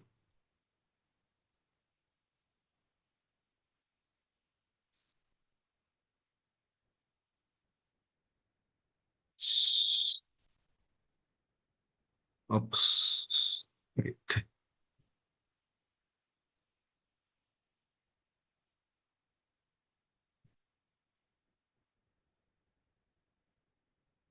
right? So here it is 180.